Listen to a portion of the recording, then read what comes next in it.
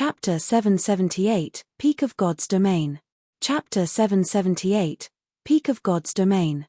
Although Phoenix Rain had not been loud, her words had stunned Blue Phoenix. Epic weapons. Currently, these items were practically legends. Even the Dragon Phoenix Pavilion only had one epic item thus far. However, it was not a weapon. Rather, they had a pair of cloth armor gloves. This epic ranked gloves had caused a fight between the Phoenix Pavilion and Heavenly Dragon Pavilion. Both pavilions had tried to claim the gloves for themselves. In the end, however, the Great Pavilion Master had given the gloves to Phoenix Rain. Due to this, Nine Dragons Emperor of the Heavenly Dragon Pavilion was furious. However, Nine Dragons Emperor could not do anything about the decision because he wasn't a magical class. On the other hand, Phoenix Rain was an elementalist. The epic ranked gloves were also perfectly suited for an elementalist. To gain the greatest benefit, the gloves went to Phoenix Rain.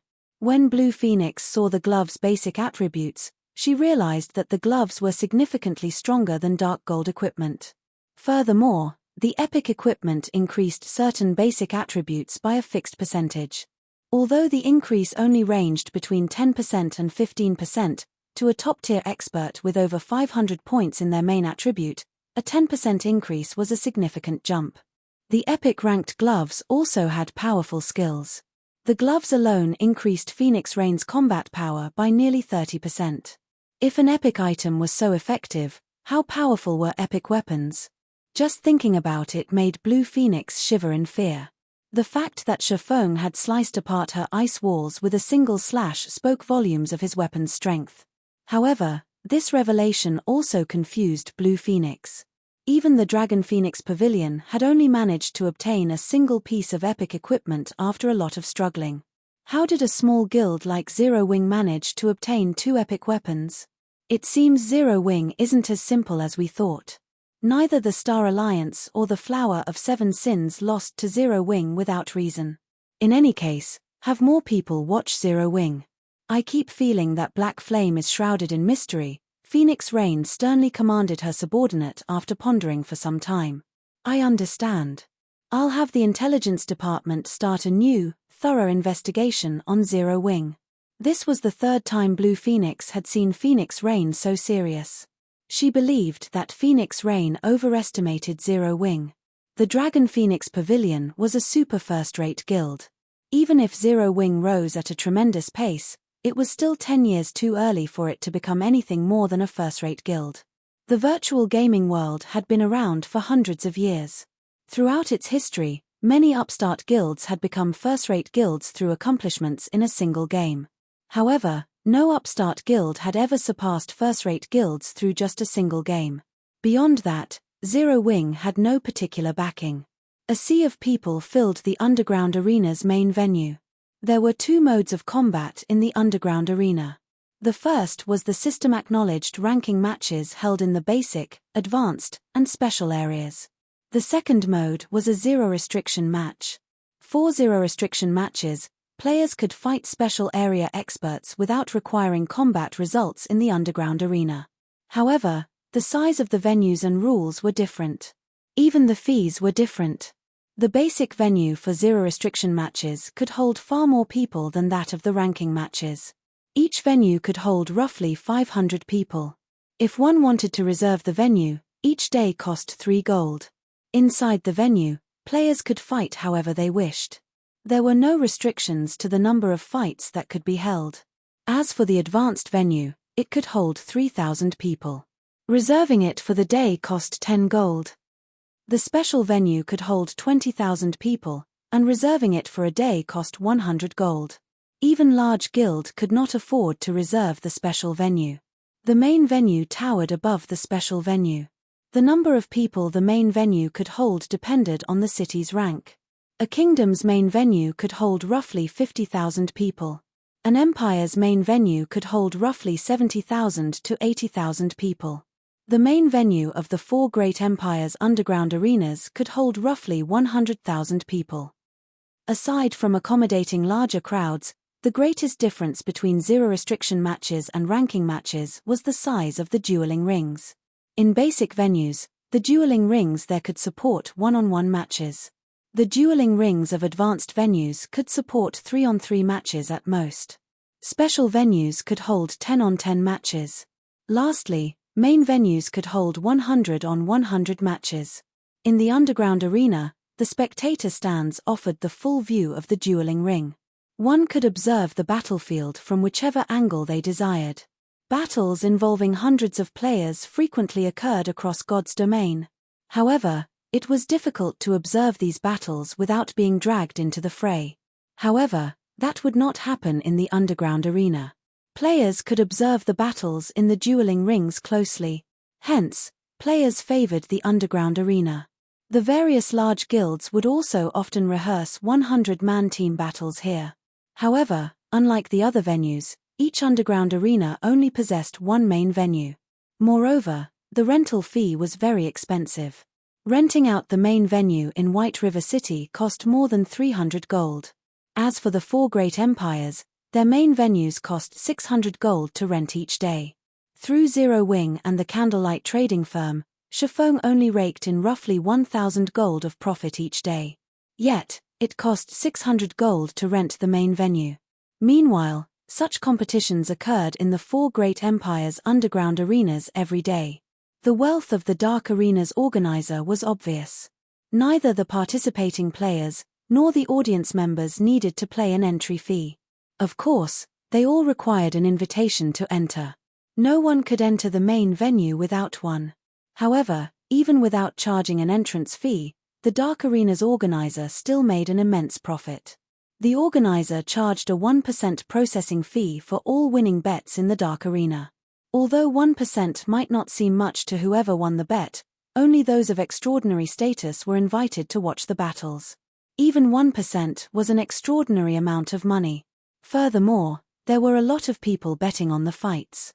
The organizer earned far more than just 600 gold each day. With so much profit at stake, it was natural that the position of the Dark Arena's organizer was not permanent. Initially, one would secure the position by influence. Later, they secured it with strength. Why were the various major corporations pushing their battle teams to secure victory with every match? They pushed because only the top few ranking battle teams could qualify to challenge the Dark Arena's organizer. Hence, the qualifications to form a Dark Arena battle team were precious. When Shifeng learned that Phoenix Rain had qualified to send a battle team to the Dark Arena, he had been shocked. There are so many people here. After Blackie entered the main venue, the scene had left him awestruck. The competition venue, which could accommodate 100,000 players, was about 20% full. These people have extraordinary statuses. Most likely, even the most inferior among them are upper echelons of first-rate guilds, Aqua Rose stated. When she swept a glance over the audience members, she noticed several upper echelons from first-rate guilds. She even spotted the guild leaders of several first-rate guilds. It's not just the upper echelons of the first-rate guilds in God's domain. Many famous experts have been invited as well. In addition, the representatives from many major corporations have received invites. However, the Dark Arena is lively today, Shifeng explained slowly. He had visited the Dark Arena many times in his previous life. Back then, however, he had been over level 100. By then, many people had discovered the Dark Arena. Moreover, the battles he had watched had usually been between relatively skilled battle teams. Even then, the venues were only about 30% full. Currently, the Dark Arena was still new, only emerging recently. An occupancy rate of 20% was already considerably high.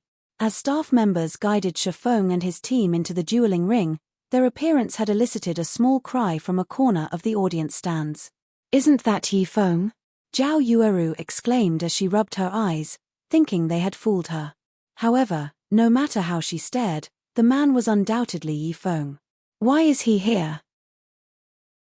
Chapter 779 Zero Wing's True Appearance. Chapter 779 Zero Wing's True Appearance. Hearing Zhao Yueru's shriek, Gentle Snow, who sat beside her in silver armor, could not help but turn to look. This, Gentle Snow was slightly surprised as well. Even in Star Moon Kingdom, Yifeng unknown to the public. However, Gentle Snow knew very well that, if not for Yi Feng's help, it would have been impossible for her to defeat Cao Chenghua. One could say that Yi Feng was quite strong. However, being strong and being able to participate in the Dark Arena were entirely different things. After not encountering Yi Feng for a short time, the man had become one of the Dark Arena's participants. This sudden development was truly shocking. Just what kind of place was the Dark Arena? It was a hub for the top powers in God's domain. Even the guild leader of a second-rate guild was not qualified to receive an invitation.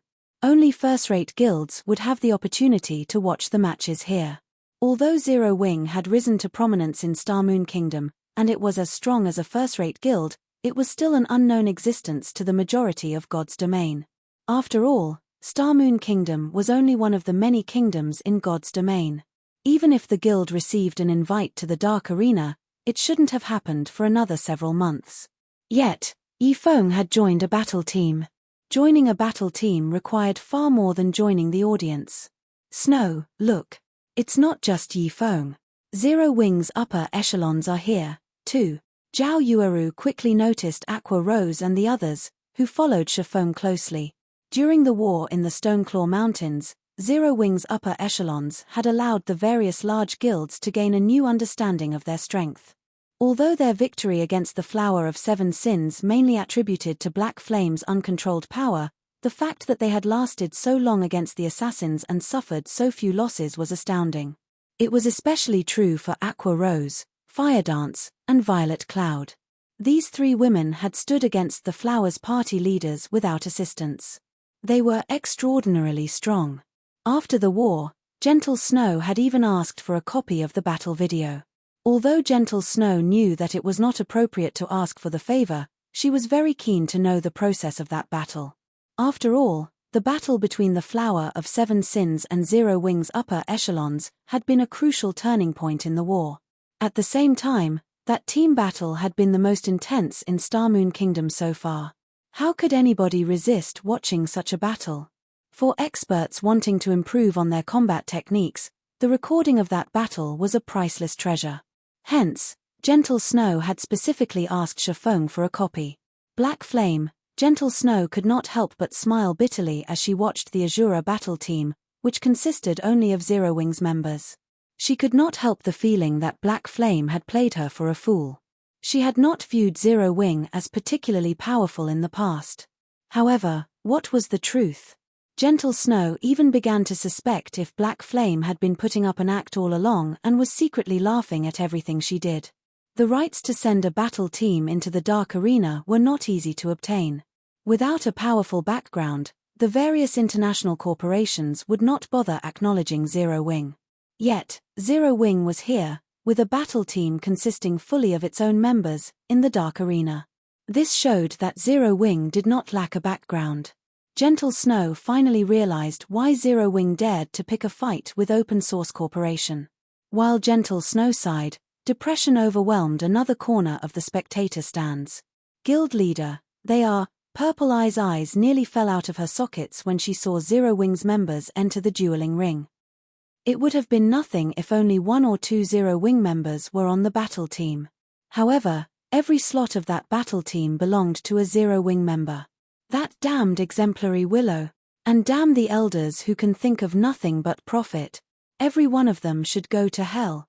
Galaxy passed cursed as he paled. At this point, he had no idea what to say. They've doomed the Star Alliance. He had never considered Black Flame to be an irrational man. He had reasons to be confident if he actually dared to provoke Open Source Corporation's exemplary Willow. The situation should have stayed between exemplary Willow and Black Flame. However, due to those elders, the Star Alliance had gotten mixed up in a fight between these titanic forces. Now, not only had the Star Alliance become cannon fodder, but it had also angered Zero Wing. Furthermore, exemplary Willow had up and left after the Star Alliance's defeat. However, the Star Alliance could not leave. Purple Eye's hatred towards exemplary Willow and the guild elders also ran deep. The Star Alliance was her home. Now that the Star Alliance had provoked Zero Wing, it was only a matter of time before the Alliance was annihilated. However, that was not the most crucial issue. The Star Alliance had built its main base of operations in Star Moon Kingdom.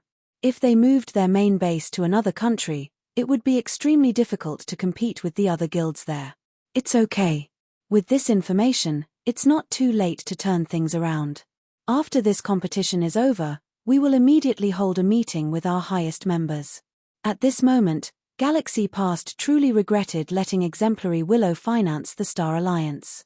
In return for a little funding, they had provoked a power that they should have left alone. Are we going to return right now? Purple Eye asked curiously. Since we're already here, we can't leave empty-handed. Although the Glorious Lions battle team has won against two strong battle teams in a row, Zero Wing's upper echelons are capable of taking down the Flower of Seven Sins. With Zero Wing's combat power, there is a 60% chance that they will win, Galaxy Past said, bitterness blooming in his heart. To learn just how powerful Zero Wing was, he had sacrificed 80% of the guild's elite members. God forbid, if he did not earn back some of his losses today. I'll place a bet right away. When Purple Eye heard Galaxy Past's words, she realized something. Even super guilds feared the Flower of Seven Sins. Since Zero Wing could defeat those assassins, they should have no trouble defeating the Glorious Lions battle team. At the same time, Gentle Snow's people were also frantically placing bets, wagering every rare material and top-tier equipment they had with them on the Azura battle team. Snow, I've already bet all of the materials I brought. Although Zhao Yueru somewhat hated Yi Feng, she could not help but acknowledge the man's strength. In Zero Wing, only Black Flame was stronger.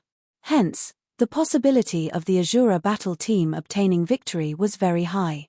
Since they knew that there was an extremely high chance for the Azura battle team winning, they could not miss this chance to make a profit.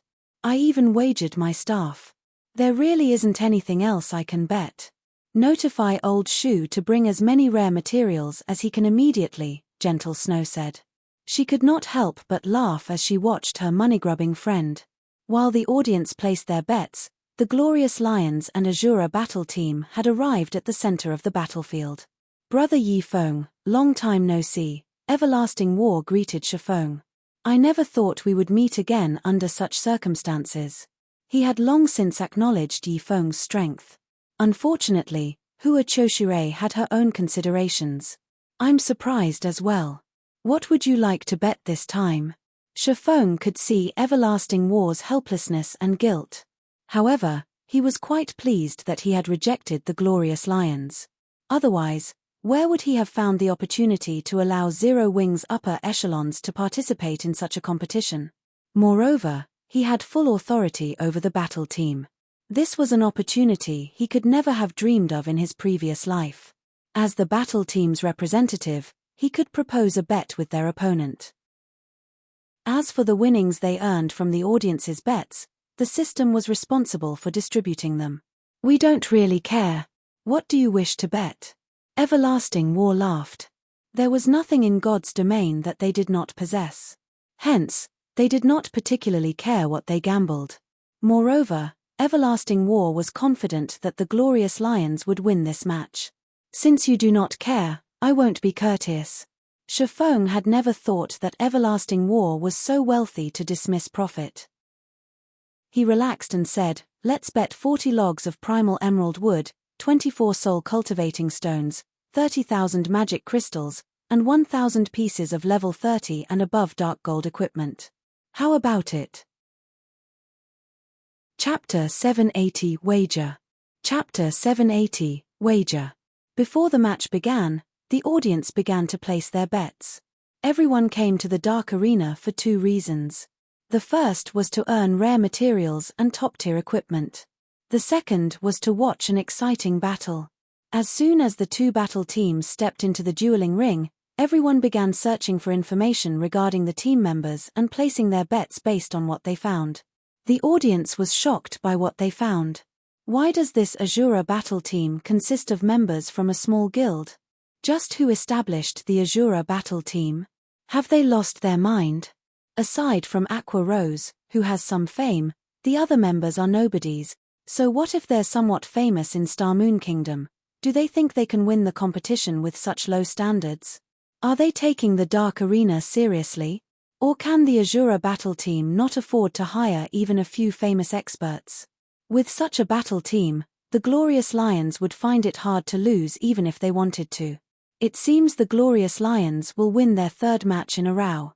Once the audience members read what information had been collected on Zero Wing, they couldn't believe their own eyes. Although Zero Wing was not weak, it was not particularly strong, either. Black Flame was the only notable figure in the guild. However, there was no sign of Black Flame. Moreover, none of the members had even set foot into the realms of refinement. Their equipment might rank at the top in their kingdom, but what did that matter in the Dark Arena? The Dark Arena was the hub for God's domain's top powers. Top-tier equipment in a kingdom was nothing in this place. One could see this much just by looking at Glorious Lion's leader, Everlasting War. Everlasting War wore a complete level 35 Fine-Gold set equipment, the current best set equipment in God's domain. It was significantly stronger than a level 30 Dark Gold set equipment. Everything else the man wore was level 35 Dark Gold equipment as well. He was also fully equipped with Tier 3 gemstones. As for Zero Wing's members, they had not replaced their equipment since level 30. They were no match for Everlasting War. They dare call themselves Azura with such members? This is a joke. If Black Flame made an appearance, the show might be interesting, but it seems that Black Flame has allowed his guild members to venture off on their own. Bet on the Glorious Lions. Although many will bet on them as well, a small profit is still profit. Many among the audience could not help but sigh with disappointment at the lost chance to make a fortune. However, Gentle Snow's excitement grew as she watched this development. Hee. Sure enough, none of them know about that incident. Zhao Yueru giggled as she watched the other audience members place their bets on the Glorious Lions. Alright, stop laughing. We only discovered it by coincidence, Gentle Snow strictly reprimanded her companion. Although plenty of information about the war in the Stoneclaw Mountains had leaked, most of this information came from independent players who had watched from afar. At such a great distance, nobody had been able to get a clear recording of the apex battle between Zero Wing and the Flower of Seven Sins. Moreover, only a few of the Star Alliance's upper echelons knew about the Flower of Seven Sins striking out against Zero Wing. The other guilds had no idea about the assassination attempts. They only knew that the Star Alliance had hired experts to deal with Zero Wing's upper echelons. As for the secret pavilion, they would not be so foolish as to share a great secret. What the secret pavilion chose to reveal confirmed that Zero Wing's upper echelons had powerful basic attributes. However, they did not reveal any information about the experts they had faced. Although Fire Dance, Violet Cloud, and Aqua Rose had yet to become Refinement Realm experts, they could exert enough combat power to face down Flowing Water Realm experts. Furthermore, the Azura battle team had Yi Feng. Overall, the Azura battle team had 4 experts who could rival Flowing Water Realm experts. The other members were strong enough to contend with Refinement Realm experts. To put it simply, it would not be difficult for the Azura battle team to secure victory against the Glorious Lions. It was a pity that Black Flame was not here. Otherwise, the Azura battle team might have won this competition without question. Auntie Hua, you must avenge me. Exemplary Willow immediately burst with anger when she saw that every member of the Azura battle team was from Zero Wing. She had lost quite a bit of money in the last war. To make matters worse, she had failed to annihilate Zero Wing. She had never imagined the despicable guild would appear before her once more. Achem? Did this battle team provoke you somehow? Hua Choshure asked, laughing. Yes. They caused me to lose a lot of money. Auntie Hua, since the Glorious Lions battle team is yours, do you think you can raise the wager and make them suffer? Exemplary Willow gnashed her teeth as she glared at the Azura battle team. All right. However, both sides have to accept the wager first. If the other side refuses, I can't do anything about it. But rest assured, your Auntie Hua will definitely make them pay. Hua Choshure nodded. She had nothing against the Azura battle team. However, she was not fond of the man known as Yi Feng. Not only had he refused to participate in her audition, but he had also appeared before her as the leader of the Azura battle team. Society's inner circle was only so big. If Yi Feng won this competition and others learned of their history, she would be a laughingstock. Now that even Liu Shusha asked her to avenge the loss the girl had suffered, she could use this opportunity to teach Yi Feng a lesson. In the dueling ring. What did you say? Everlasting War asked again. The other Glorious Lions members were similarly stunned by Shifeng's offer, thinking that they had heard wrong. Both primal emerald wood and soul cultivating stones were necessary materials to construct a stable. The various large guilds in God's domain were keeping a tight hold on their stocks, causing the prices to skyrocket. For example, the primal emerald wood had cost 40 gold per log not too long ago. Each log was already worth as much as a piece of dark gold equipment. Now, however, each log cost 60 gold. As for the soul cultivating stone, each stone originally sold for 30 gold. Now, no one would part with theirs even for 50 gold. These two materials had become strategic resources for guilds. Even in the dark arena, not many were willing to wager these items. After all, a stable was simply too important to a guild. It was far more valuable than any of the current dark gold weapons and equipment. Yet, Shifeng wanted to gamble 40 logs of primal emerald wood and 24 soul cultivating stones. Even Everlasting War did not have the authority to approve of such a large bet. Furthermore, the swordsman also wanted 30,000 magic crystals and 1,000 pieces of level 30 and above dark gold equipment. Even their total profits from the previous two matches were not worth so much. 40 logs of primal emerald wood, 24 soul cultivating stones, 30,000 magic crystals, and 1,000 pieces of level 30 and above dark gold equipment. What do you think, Brother Everlasting? If you think the wager is too low, we can increase it further, Shifeng repeated. Zero Wing's recent expansion had been massive. While the guild did not lack mysterious iron and secret silver equipment, there was a shortage of top-tier equipment. Lately, Zero Wing's main force had been busy dealing with other matters and had not raided any dungeons. In addition to the recent expansion, Zero Wing needed level 30 dark gold equipment. If he could obtain 1,000 pieces of level 30 dark gold equipment from this match, it would make up for the guild's shortage. Everlasting War was rendered speechless. Previously, he had boasted that he did not care what they bet. He had never dreamed that Shifeng would offer such an expensive wager. There was no doubt that Shifeng could afford this gamble. After all, if either side did not have the ability to pay up, the system would not allow the battle to begin. Hence, Shifeng had no reason to lie. Moreover, he was not that kind of person. Brother Yi Feng, please wait a moment. I don't have the authority to agree to such a large wager. I need to ask my superior.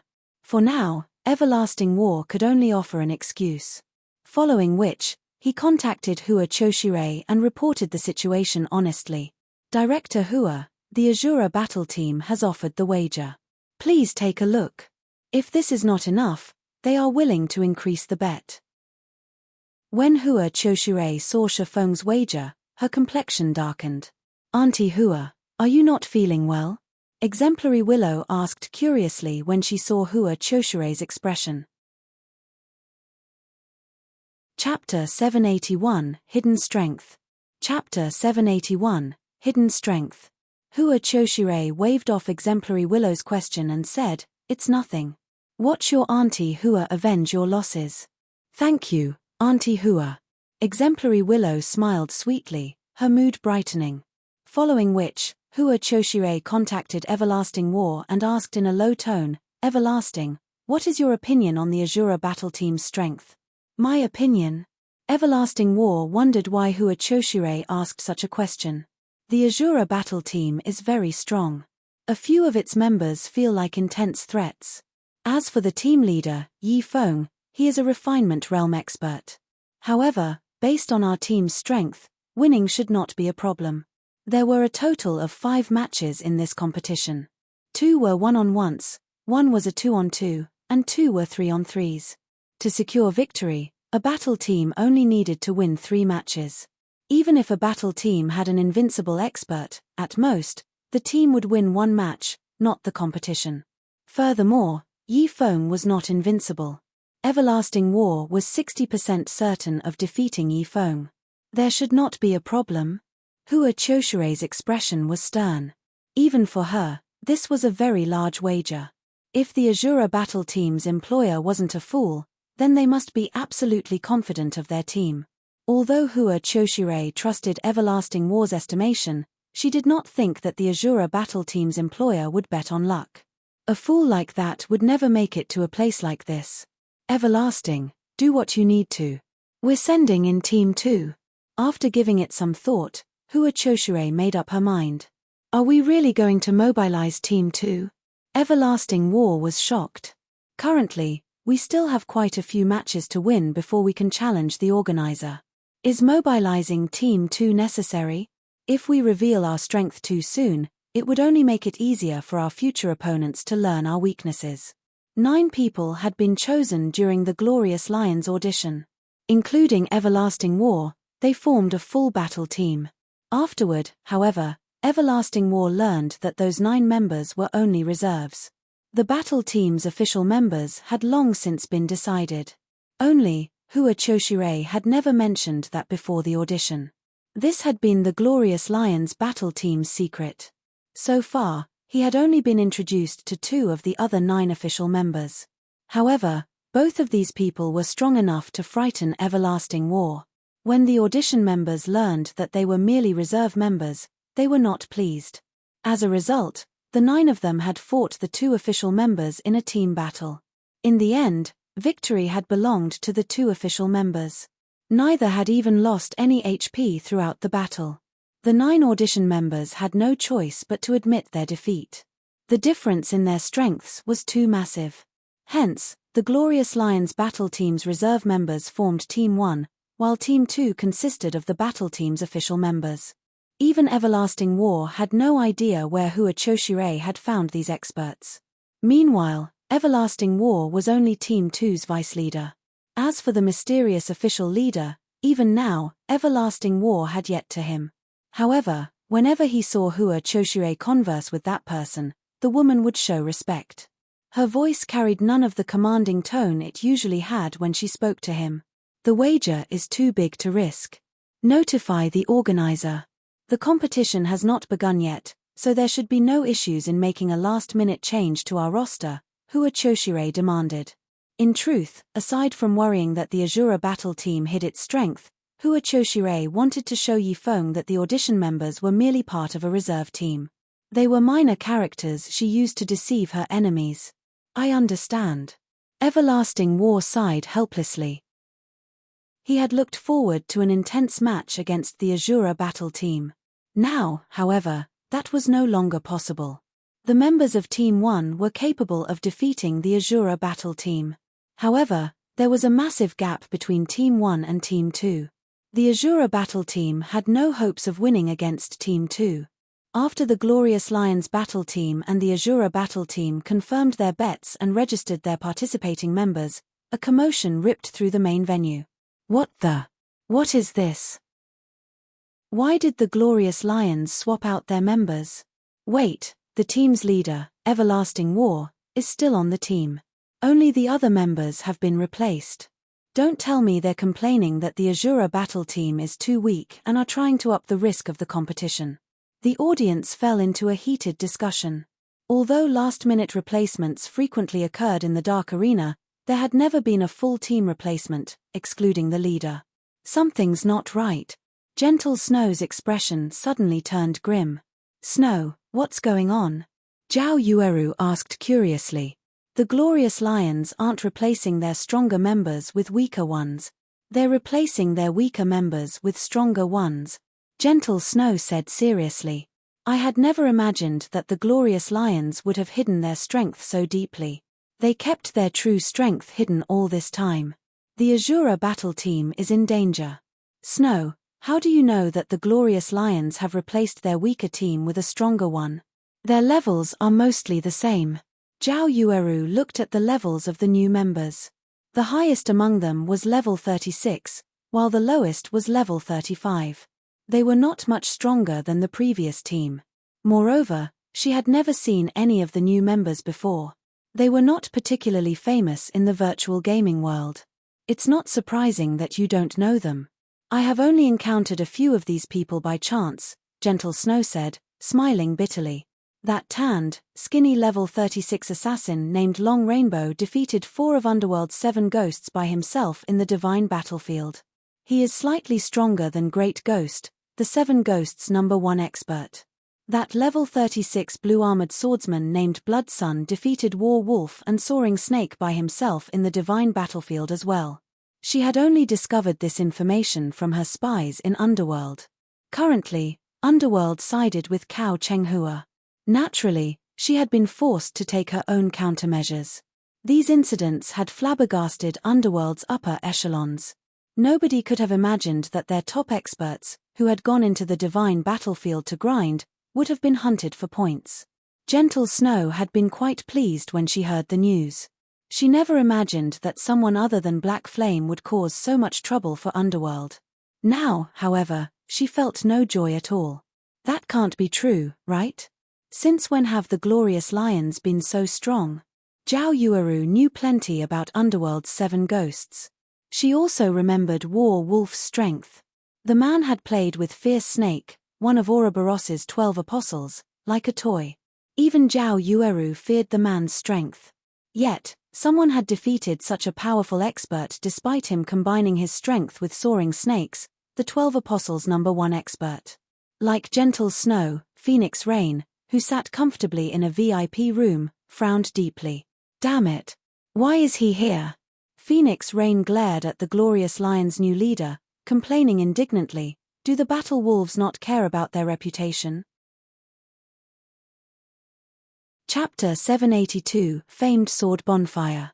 Chapter 782, Famed Sword Bonfire. Big Sis Rain? Blue Phoenix was confused. This was the first time she had seen Phoenix Rain grow so angry. In her eyes, Phoenix Rain was a lofty queen. She was always calm and dignified. Even when competing with a super guild over an item, she spoke and smiled peacefully. Now, however, she was clearly anxious. It was simply inconceivable. Phoenix Rain had also realized that she had lost her composure. Smiling bitterly, she explained, Yi Feng's group is doomed. If I had known this would happen, I wouldn't have bet so much on the Azura battle team. Big Sis Rain, is that man particularly powerful? Blue Phoenix watched the middle-aged man, who now led the Glorious Lions. Appearance-wise, this middle-aged man had a handsome face, a strong body, and sharp eyes that resembled an eagle's. He wore silver-black armor and carried a flame-red greatsword. He looked like a towering war god. After analyzing the man just for a short moment, Blue Phoenix suddenly noticed that the man's gaze shifted towards her as if he noticed her watching him. Blue Phoenix was afraid. Not only was she far from the dueling ring, but she was also in a VIP room. The players in the dueling ring should not be able to see inside the VIP rooms at all. Blue, you understand now, right? Anger filled Phoenix Rain's eyes as she glared at the new team leader. Big Sis Rain, who is that man? Why haven't I heard of someone with so much power? Blue Phoenix asked as she realized just how powerful the middle-aged man was, shock setting in. Logically, such monster-level characters should disdain taking part in such competitions, yet here one was. It was no wonder why Phoenix Rain had become so enraged. Although you've never met him before, you should have heard his name, Phoenix Rain said as she shook her head. He is one of the 4 great wolf kings of the battle wolves, Sirius. That's him. Blue Phoenix immediately understood Phoenix Rain's anger. The Battle Wolves was a super guild that had existed for over 100 years. The guild's 4 great wolf kings had shaken the virtual gaming world with their fame for many years now and were mainly responsible for pushing the Battle Wolves to the peak of the virtual gaming world. Only 8 years ago, the 4 great wolf kings had removed themselves from the public eye. No one had heard any news about the wolf kings after that. For those who remember them, however, the names of the 4 great wolf kings still resounded like thunder in their ears. Now, an old monster had arrived to participate in a competition between the younger generation. This was harassment. Big Sis Rain, why don't we notify Yi Feng and tell him about this? Although Blue Phoenix had lost to Shifeng, at the end of the day, they were on the same side. Now that Sirius had joined the competition, they could only send cannon fodder at him, losing the match intentionally and focusing on the other matches. No need. Yi Feng is no fool. He can tell how powerful Sirius is. I don't think he'll try to face Sirius head-on, Phoenix Rain said. However, Sirius isn't the only one to watch out for. There are several other members who are extremely dangerous as well. Even if Yi Feng chooses the right members for the matchups, this will be a hard battle. Are we going to lose our first competition? Blue Phoenix was frustrated. She wished she was a part of the battle team's roster. They might even have a chance at victory. However, now that the competition roster had been set, no further changes were allowed.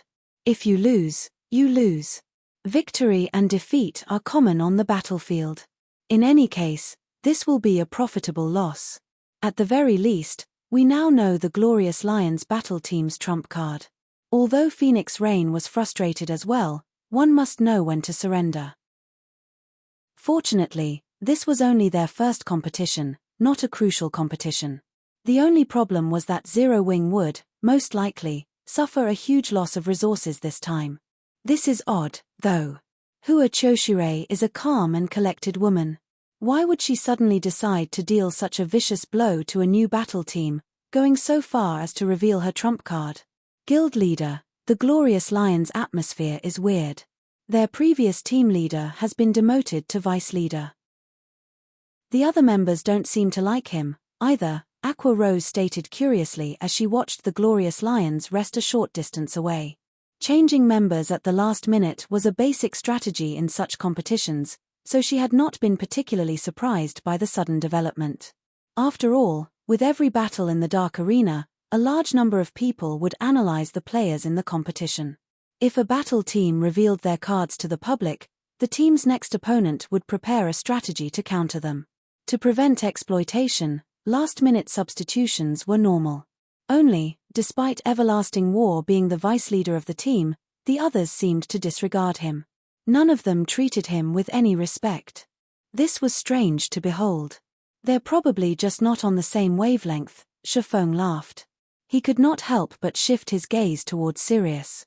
However, their new team leader is really powerful. I wonder how the Glorious Lions found such an individual. In the past, Shifeng had never heard of Everlasting War becoming the vice leader of the Glorious Lions. As far as he knew, Everlasting War had always been the Glorious Lions team leader. Most of the battle team, though, had been replaced. After all, every fighter in the Dark Arena wished to become the organizer. Hiding one's strength was a basic strategy.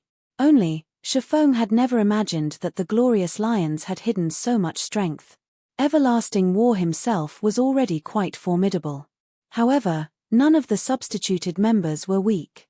Furthermore, the new team leader was immeasurably powerful.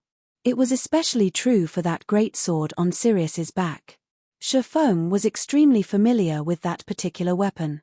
It was one of God's Domain's 36 famed swords, Bonfire. However, according to Shifeng's memory, a berserker named Deathless had owned Bonfire. Could he be Deathless?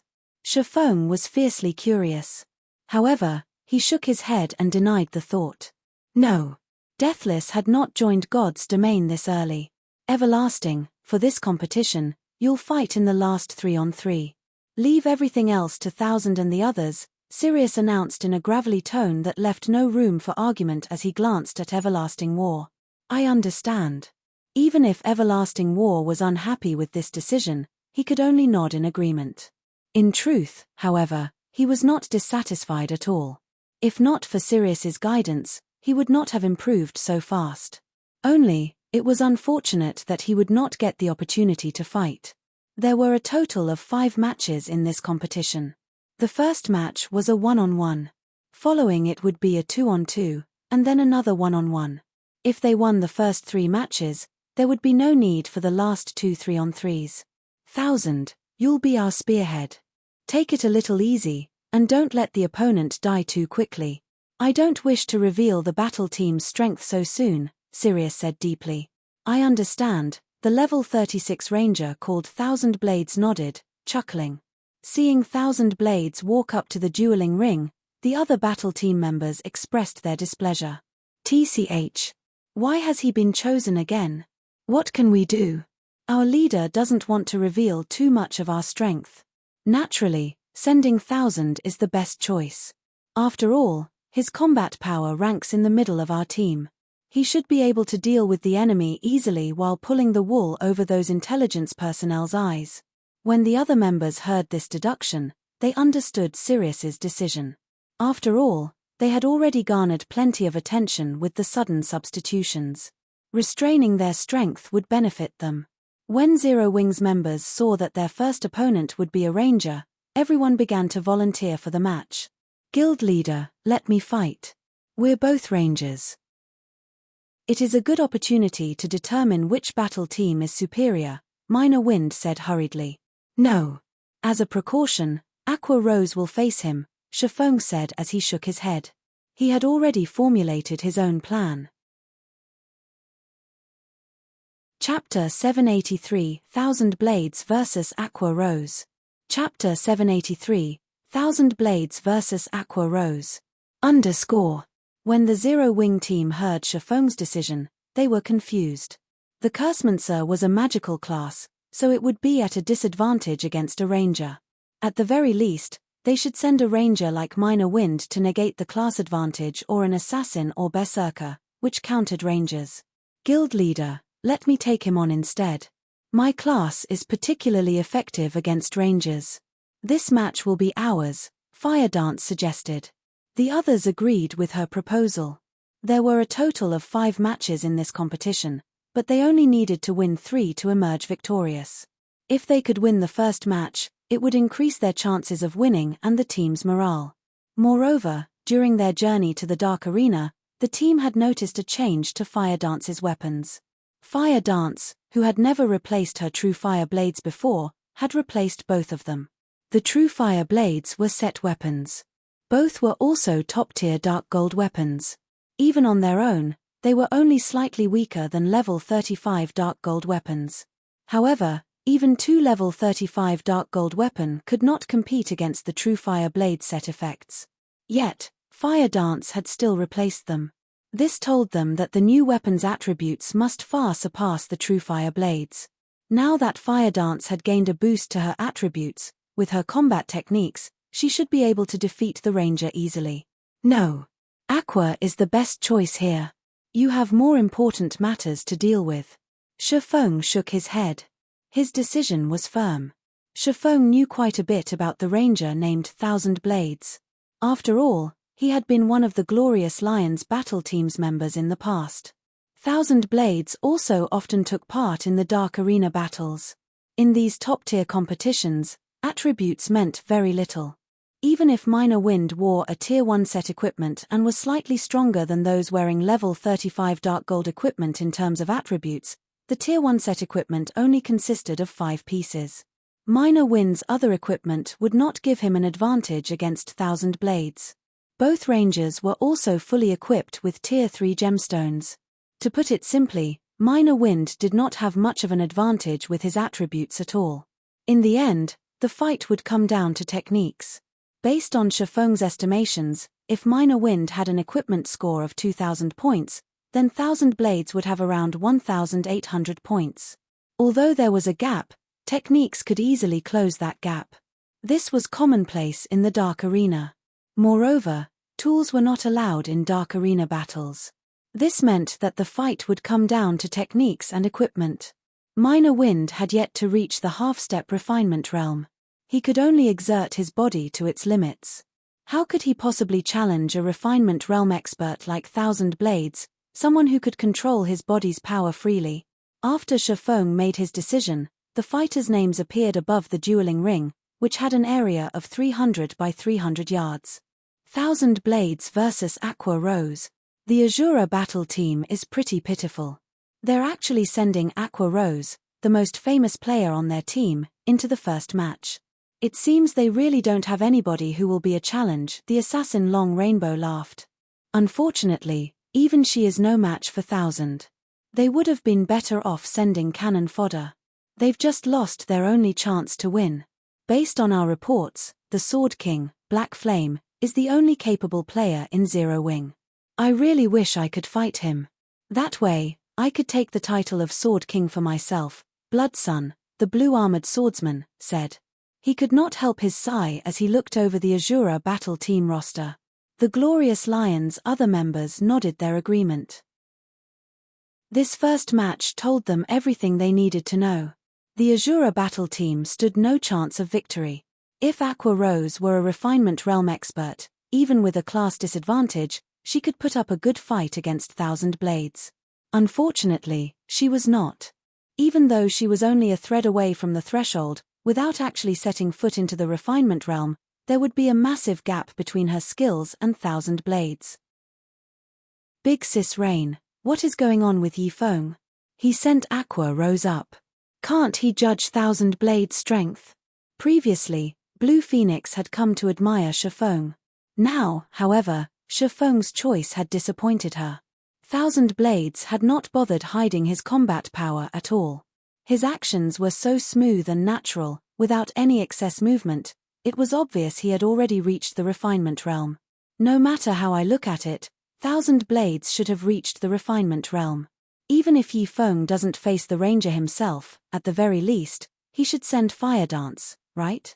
Fire Dance was Zero Wing's #1 assassin. In terms of techniques, she was on par with Aqua Rose.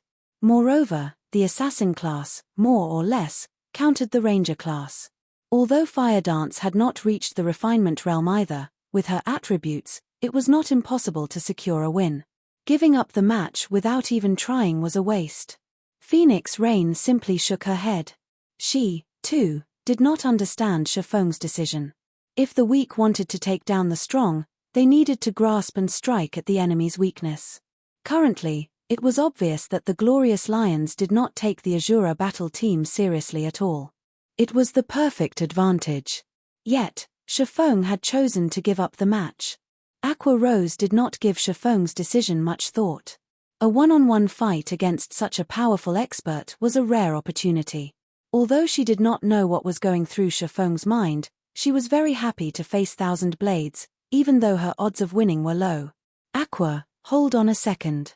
Shifeng suddenly stopped Aqua Rose, who was about to enter to the dueling ring. He then retrieved an emerald staff from his bag and handed it to Aqua Rose. No need to rush the battle. Take this chance to hone your skills. Guild leader, this is. Aqua Rose was ecstatic when she saw the emerald staff. She then said, Guild leader, rest assured, I'll toy with him with everything I've got. Saying so, Aqua Rose approached the stage confidently. Your leader is a fool. He sent you to your death. Well, whatever. It's been too long since I killed a beauty like you. Don't blame me for being ruthless. Thousand Blades was arrogant, his lips curling into a cruel smile. He retrieved the copper-colored longbow from his back and took out 5 green steel arrows from his quiver. He had prepared these arrows himself. They were called scorpion arrows, each costing 10 silver to produce. They were extremely expensive. He wouldn't normally use them, but in this competition, he could not be frugal. Even a slight graze from these arrows would cause massive damage. They would also poison the target when they struck, reducing their movement speed and attack speed as well as inflicting damage every 5 seconds. Magical classes already had low movement speed. If the scorpion arrows hit Aqua Rose, she wouldn't be able to dodge any follow-up attacks. She would become a sitting duck. Moreover, Cursemances were different from elementalists. Elementalists were human-shaped cannons with powerful burst damage. Cursemances, on the other hand, focused on crowd control and debuffs. Their instantaneous firepower was subpar at best and was no match for rangers. Aqua Rose ignored Thousand Blades' provocation. She was utterly focused on her new staff, looking like a little girl with a new toy. You.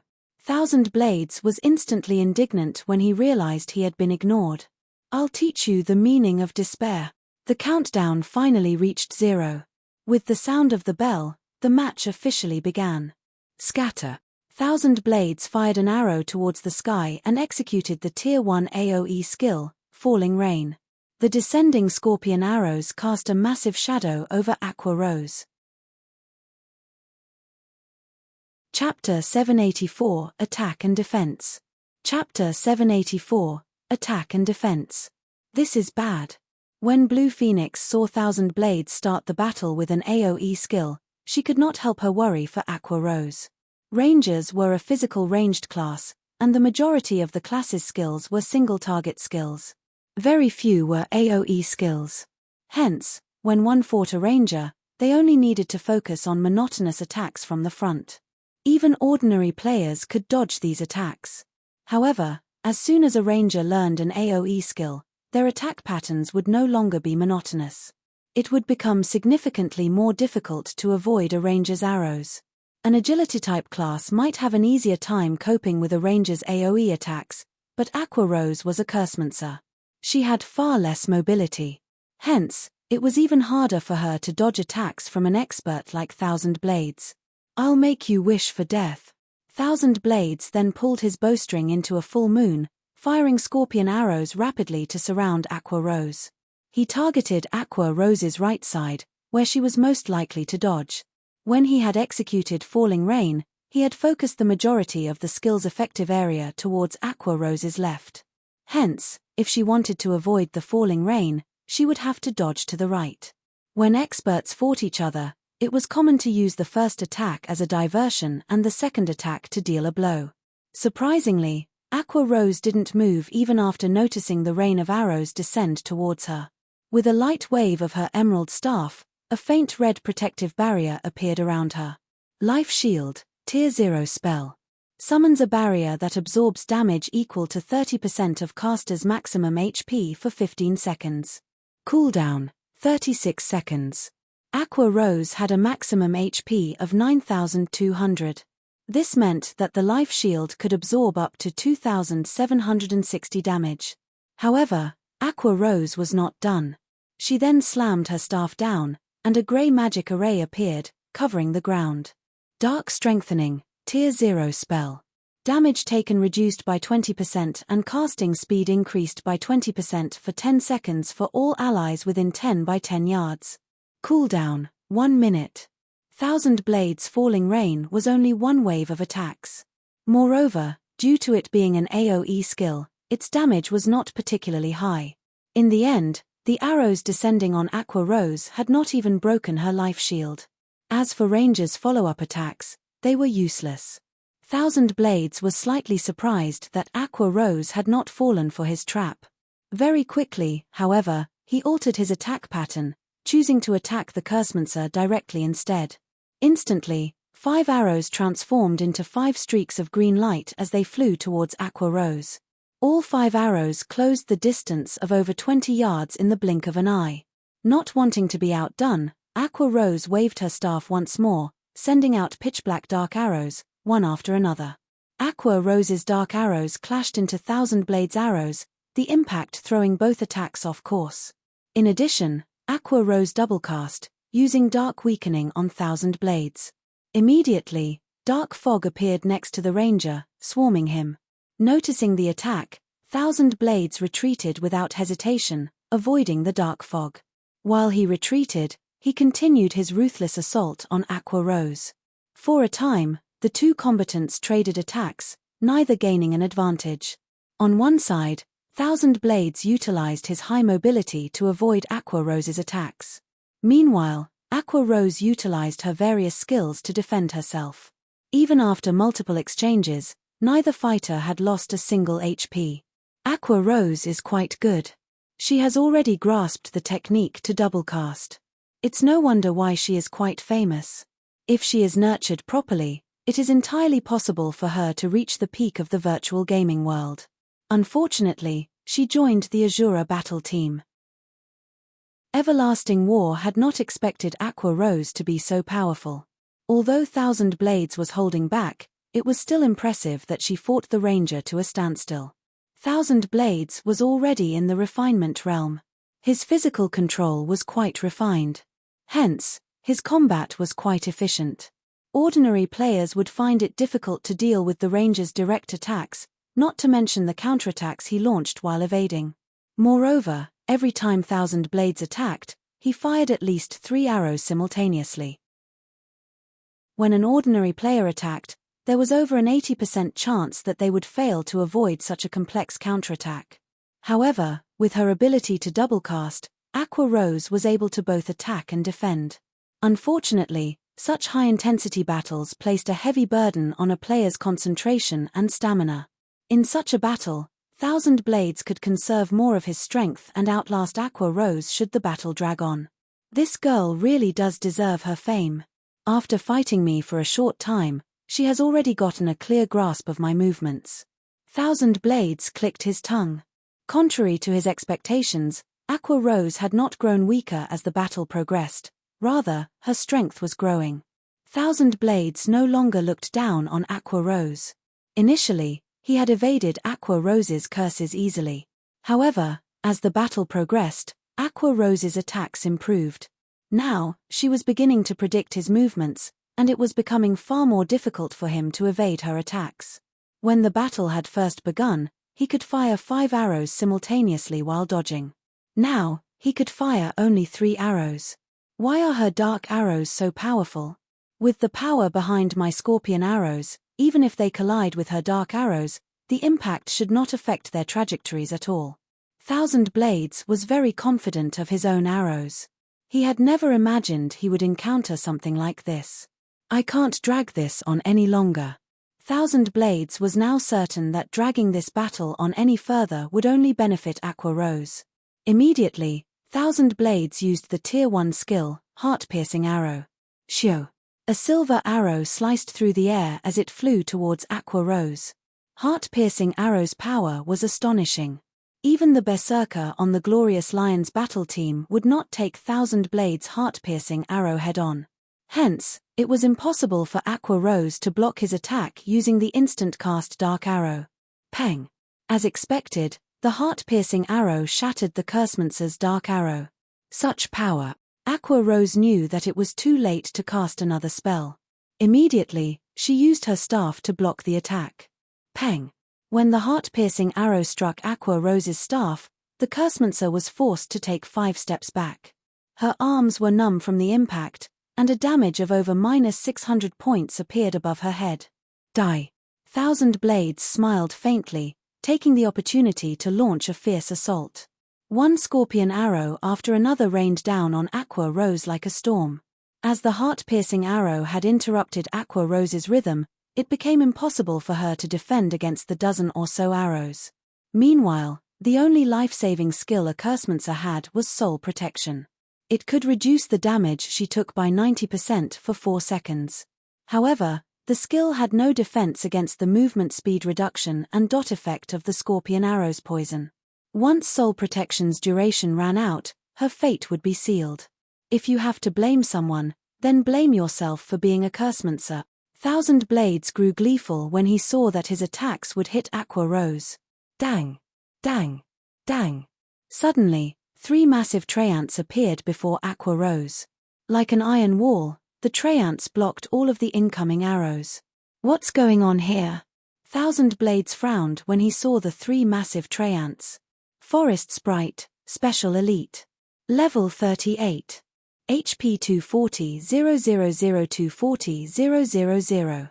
A powerful expert could, at most, deal with 1 special elite of the same level. Now, however, 3 special elites had appeared before him. He also had a Cursemancer, a class with many control skills, to contend with. This was definitely a problem. Chapter 785, The Cursemancer That Shouldn't Be Provoked. Chapter 785, The Cursemancer That Shouldn't Be Provoked. The 3 6-meter-tall Treants earned shrieks from the audience the moment they appeared in the dueling ring. Do Cursemancers have such a skill? What skill is that? 3 special elites. The Glorious Lions are going to have a difficult time winning this match.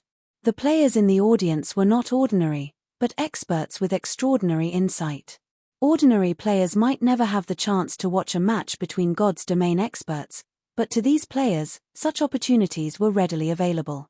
Hence, they were very familiar with the amazing aspects of God's Domain experts. They were even more familiar with classes' skills in God's Domain. Cursemancers mainly relied on control skills in combat. As long as they could restrict their opponent's movements, they could finish them off easily. However, Cursemonsters were somewhat weaker than elementalists and summoners when it came to survivability and damage output. However, if they had a meat shield to pin down the opponent, a Cursemonster's threat level would rise exponentially. After all, Cursemonster's tiers and levels were still low, and many of their powerful skills had relatively long cast times. The class was not suited for expert battles. In a battle between experts, the outcome could be determined at any moment. It would be suicidal to use a spell with a cast time of more than 1 second. Hence, very few Cursemonsters were found in the Dark Arena's battle teams. Generally, the battle team's casters were elementalists and summoners. However, now that 3 special elites had appeared to assist the Cursemonster, these monsters would easily make up for her deficiencies. I've really underestimated the Azura battle team. It's no wonder why they dared to send a Cursemonster into the fight. Sirius could not help but shift his gaze towards Shafong, who sat quietly on the other side of the dueling ring. Tell 1000 to stop holding back. We must win this match. Everlasting War nodded. He then left his seat and approached the side of the dueling ring, forming hand signals to inform 1000 Blades. Players inside the dueling ring could not receive any messages or hear anything from outside the dueling ring. However, they could see what was outside the dueling ring. Hence, the various battle teams in the Dark Arena had created their own hand gestures and code words to convey instructions. At this moment, 1000 Blades' continuous retreat was exhausting him. Not only were the 3 forest sprites' defenses very high, but their movement speed was also relatively high. Avoiding the 3 treants took a lot out of him. He also had to deal with the various control skills Aqua Rose sent at him. Hence, he had no choice but to focus on his defense. Yet, if he only defended without attacking, he would, inevitably, suffer defeat. Previously, he had accidentally allowed one of the forest sprites to graze his shoulder, and instantly, his HP had fallen by 2,318. His total HP was just slightly over 10,000. A few more hits would definitely finish him off. I can go all out. When 1000 Blades noticed Everlasting War's hand signals, his lips curled into a smile. He then retrieved 3 golden arrows from his quiver and fired them at the 3 forest sprites. Imprisonment arrows. The imprisonment arrow would prevent enemies within a certain range from leaving the area, and the only way to break free from the seal was to destroy the arrow itself. However, the imprisonment arrows would also reduce summoned creatures' damage by 80%. Even to 1000 Blades, these arrows were precious. After spending a large stock of precious materials, he had only managed to produce 5 imprisonment arrows. Now, however, to win this match, he had no choice but to use them. 3 golden streaks of light struck the 3 forest sprites. Immediately, the treants were trapped inside golden cages. Meanwhile, each of the golden cages had 100,000 HP. Even though the forest sprites were special elites, after the 80% damage reduction, it would take them quite some time to free themselves from the cages.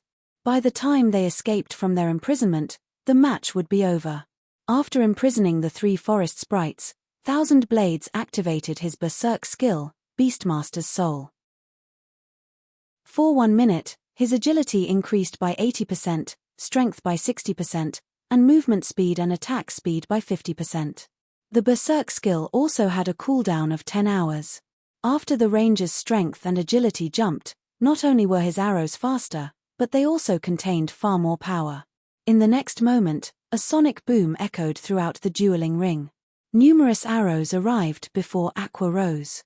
However, as if she had expected this, Aqua Rose simply smiled as she waved her hand. Suddenly, 3 figures covered in blue flames appeared before her. When the powerful arrows struck these blue figures, they were forced to step back. Aqua Rose, however, remained unharmed.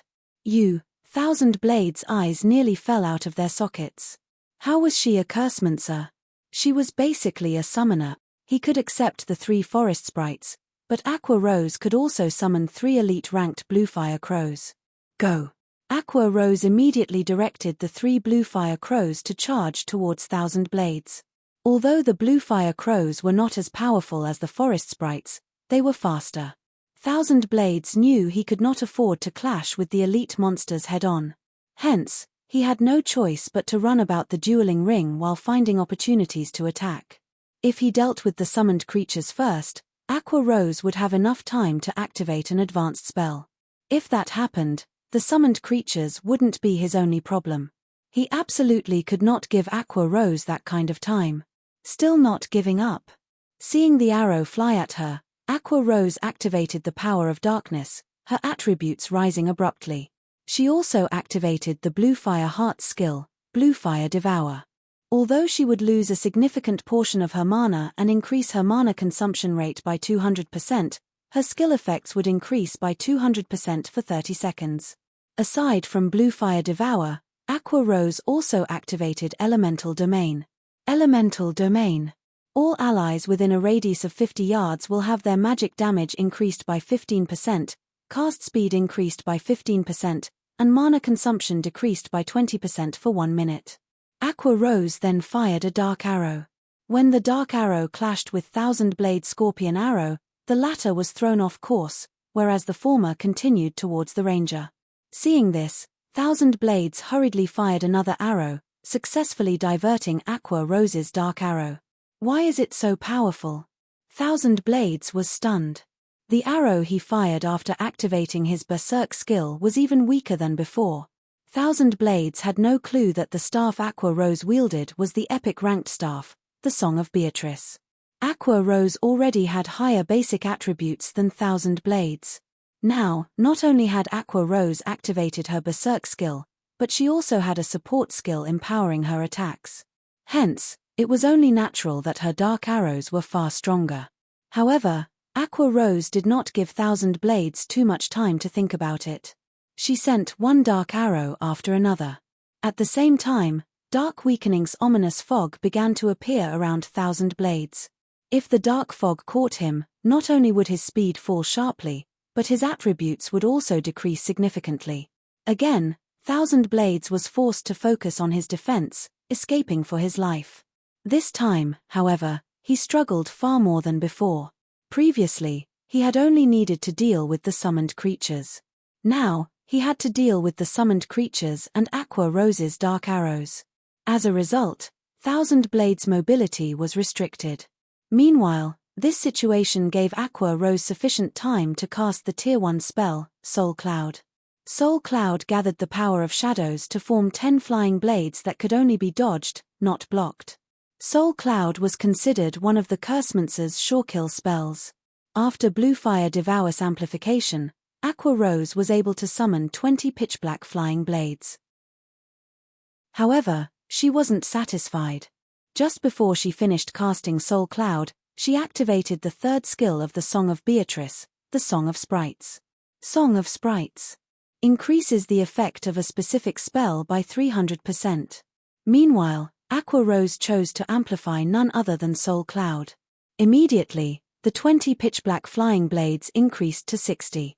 Each flying blade was even stronger than Aqua Rose's dark arrows. Impossible. Thousand Blades paled when he saw the swarm of flying blades hover before Aqua Rose, a chill crawling down his spine. He could feel the power within those pitch-black blades. A single one of them would devour at least half of his HP. Without waiting for Thousand Blades to react, Aqua Rose waved her finger. Immediately, the 60 flying blades transformed into 60 streaks of black light as they shot towards the dazed ranger from all directions. Hooah! Hooah! Hooah! Even if Thousand Blades had already reached the refinement realm, he was powerless against the attacks of 3 summoned creatures and 60 flying blades. In the end, the streams of black light consumed him, and he died tragically. Chapter 786 Strong Matchup. Chapter 786 Strong Matchup. _ When the black lights dispersed, the victor's name appeared above the dueling ring. Aqua Rose. The entire venue fell silent. Aqua Rose's performance was simply too shocking. Not only could she summon monsters to fight for her, but her final Soul Cloud was also exceedingly powerful. It's no wonder why Yi Feng sent Aqua Rose to fight in the first match. It turns out that she has an impressive trump card. I'm guessing that not even the Glorious Lions expected such an outcome. Blue Phoenix shuddered when she recalled the might of Aqua Rose's Soul Cloud. Although Thousand Blades had activated his life-saving skills to defend against the attack, Soul Cloud could not be blocked, only dodged. Against flying blades from all directions, even Blue Phoenix was only confident in dodging 20 to 30 attacks with her techniques. Using Blink to escape would be her only option. However, Thousand Blades was a ranger. He did not have any instantaneous movement capabilities or skills that provided invulnerability. It seems that we don't understand as much about Zero Wing as we thought. Phoenix Rain revealed a bright smile as she watched Aqua Rose. One move to finish the enemy. Such situations were rare in the Dark Arena. Furthermore, Aqua Rose had yet to even set foot into the refinement realm. Since she had not secured victory with her techniques, then the only possibility was the Cursemancer's weapon and equipment. Previously, Yi Feng had displayed his overwhelming advantage in terms of attributes. Now, they realized that Aqua Rose had the same advantage. The Glorious Lions had the support of the Super Guild Battle Wolves. Very few could compete with the Glorious Lions' equipment and weapons. Hence, it was inconceivable that Zero Wing's Aqua Rose had better equipment than Thousand Blades. Phoenix Rain's curiosity of the guild named Zero Wing grew. However, the following matches were the true hurdles the Azura battle team had to overcome. A team had to win 3 out of 5 matches to win the competition. However, the Glorious Lions had a monster-like expert. One could say that the battle team had at least one match in the bag. If the Azura battle team could not win 2 out of the 3 remaining matches, then it would lose. However, through this first match, everyone finally understood the Azura battle team's strength. They also understood just how powerful Aqua Rose was. Victory with one move. In the future, anyone who challenged Aqua Rose would have to consider today's fight. For a time, the various major powers focused their attention on Aqua Rose. They began to investigate her past. She used to be an honorary elder of Twilight Echo. The upper echelons of Twilight Echo really are interesting.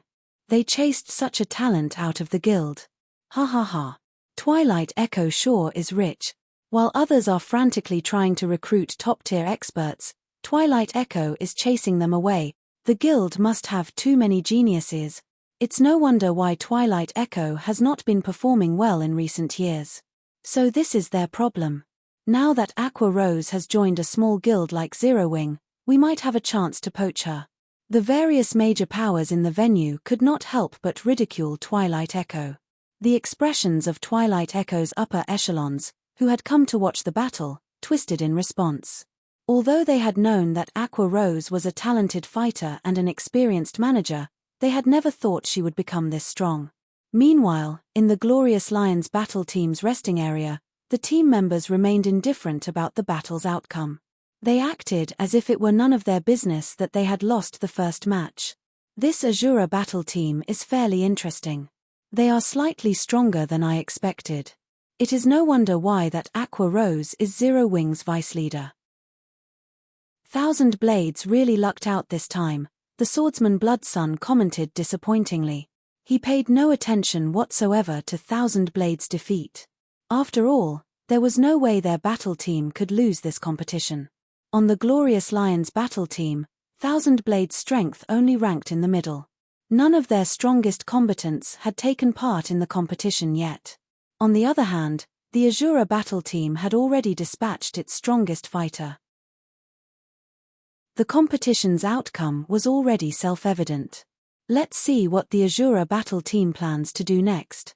Though, it doesn't really matter what kind of tricks they try to pull, the assassin Long Rainbow said, yawning.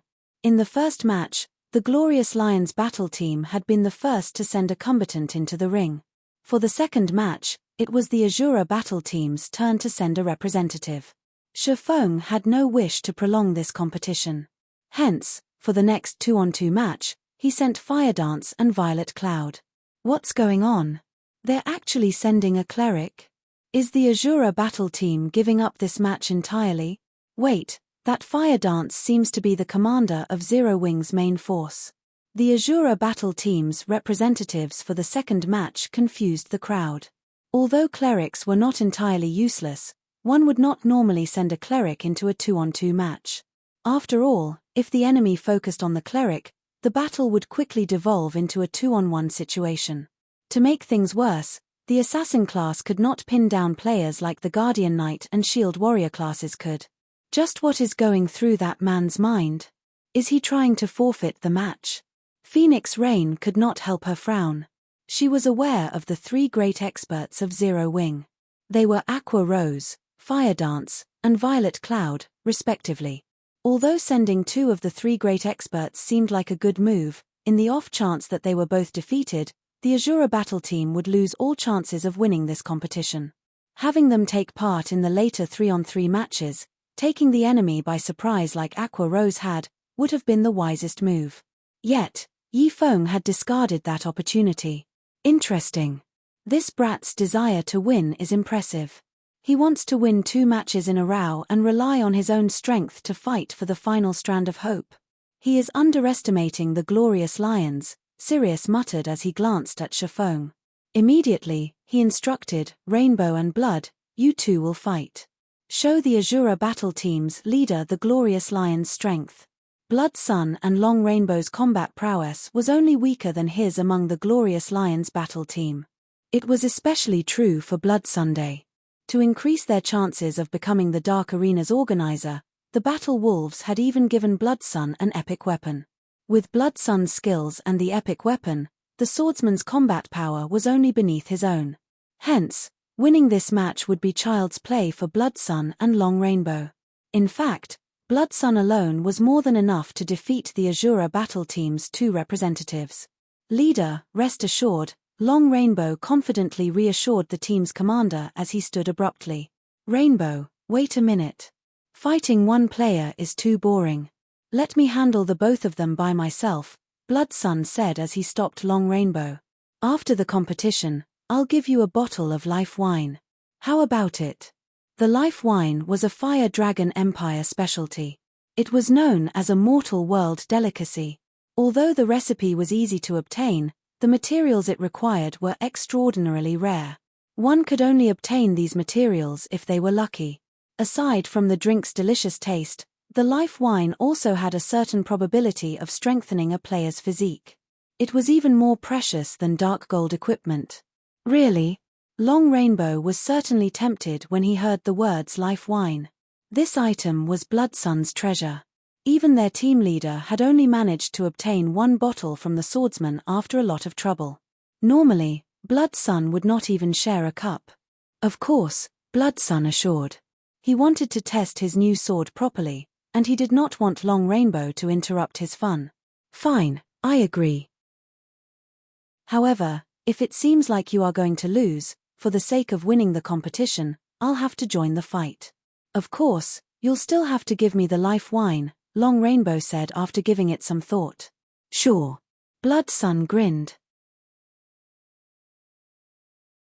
Chapter 787, Phantom Sword. Chapter 787, Phantom Sword. In the wide and spacious dueling ring, the assassin Long Rainbow stood in the corner while the swordsman Blood Sun took his place in the ring's center. The spectators were surprised. Normally, in a 2-on-2 match, teammates wouldn't stand so far from each other. They usually stood relatively close so that they could better coordinate their attacks and defense. Furthermore, they were both melee players, which was all the more reason not to stand 50 yards apart. With a distance of 50 yards, even a ranger, the class with the longest range, would not be able to assist a companion in battle. What are you guys trying to do? Fire Dance glanced at the distant Long Rainbow before shifting her gaze back to Blood Sunday. Carefreely, Blood Sun said, one-on-one battles are too boring, so I intend to take you both on by myself. Don't worry about it. The fight will be over very quickly.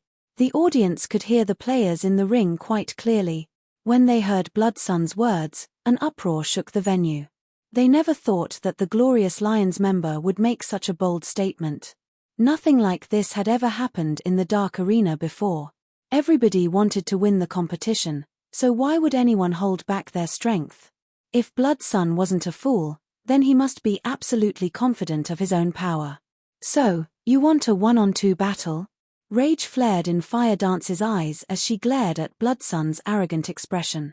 Suppressing her anger, she said coldly, "It seems the glorious Lions really underestimates us. Ha ha ha. Don't put it like that. This is a good opportunity for you to win the competition." Blood Sun laughed. He did not pay any particular attention to Fire Dance's cold killing intent. The loss of the first match had wounded the Glorious Lions battle team's reputation quite severely. Blood Sun's first reason for asking Long Rainbow to step aside was to recover the team's reputation, while the second reason was to experiment with his epic weapon. However, Blood Sun did not think Fire Dance and Violet Cloud even qualified as test subjects. "As you wish."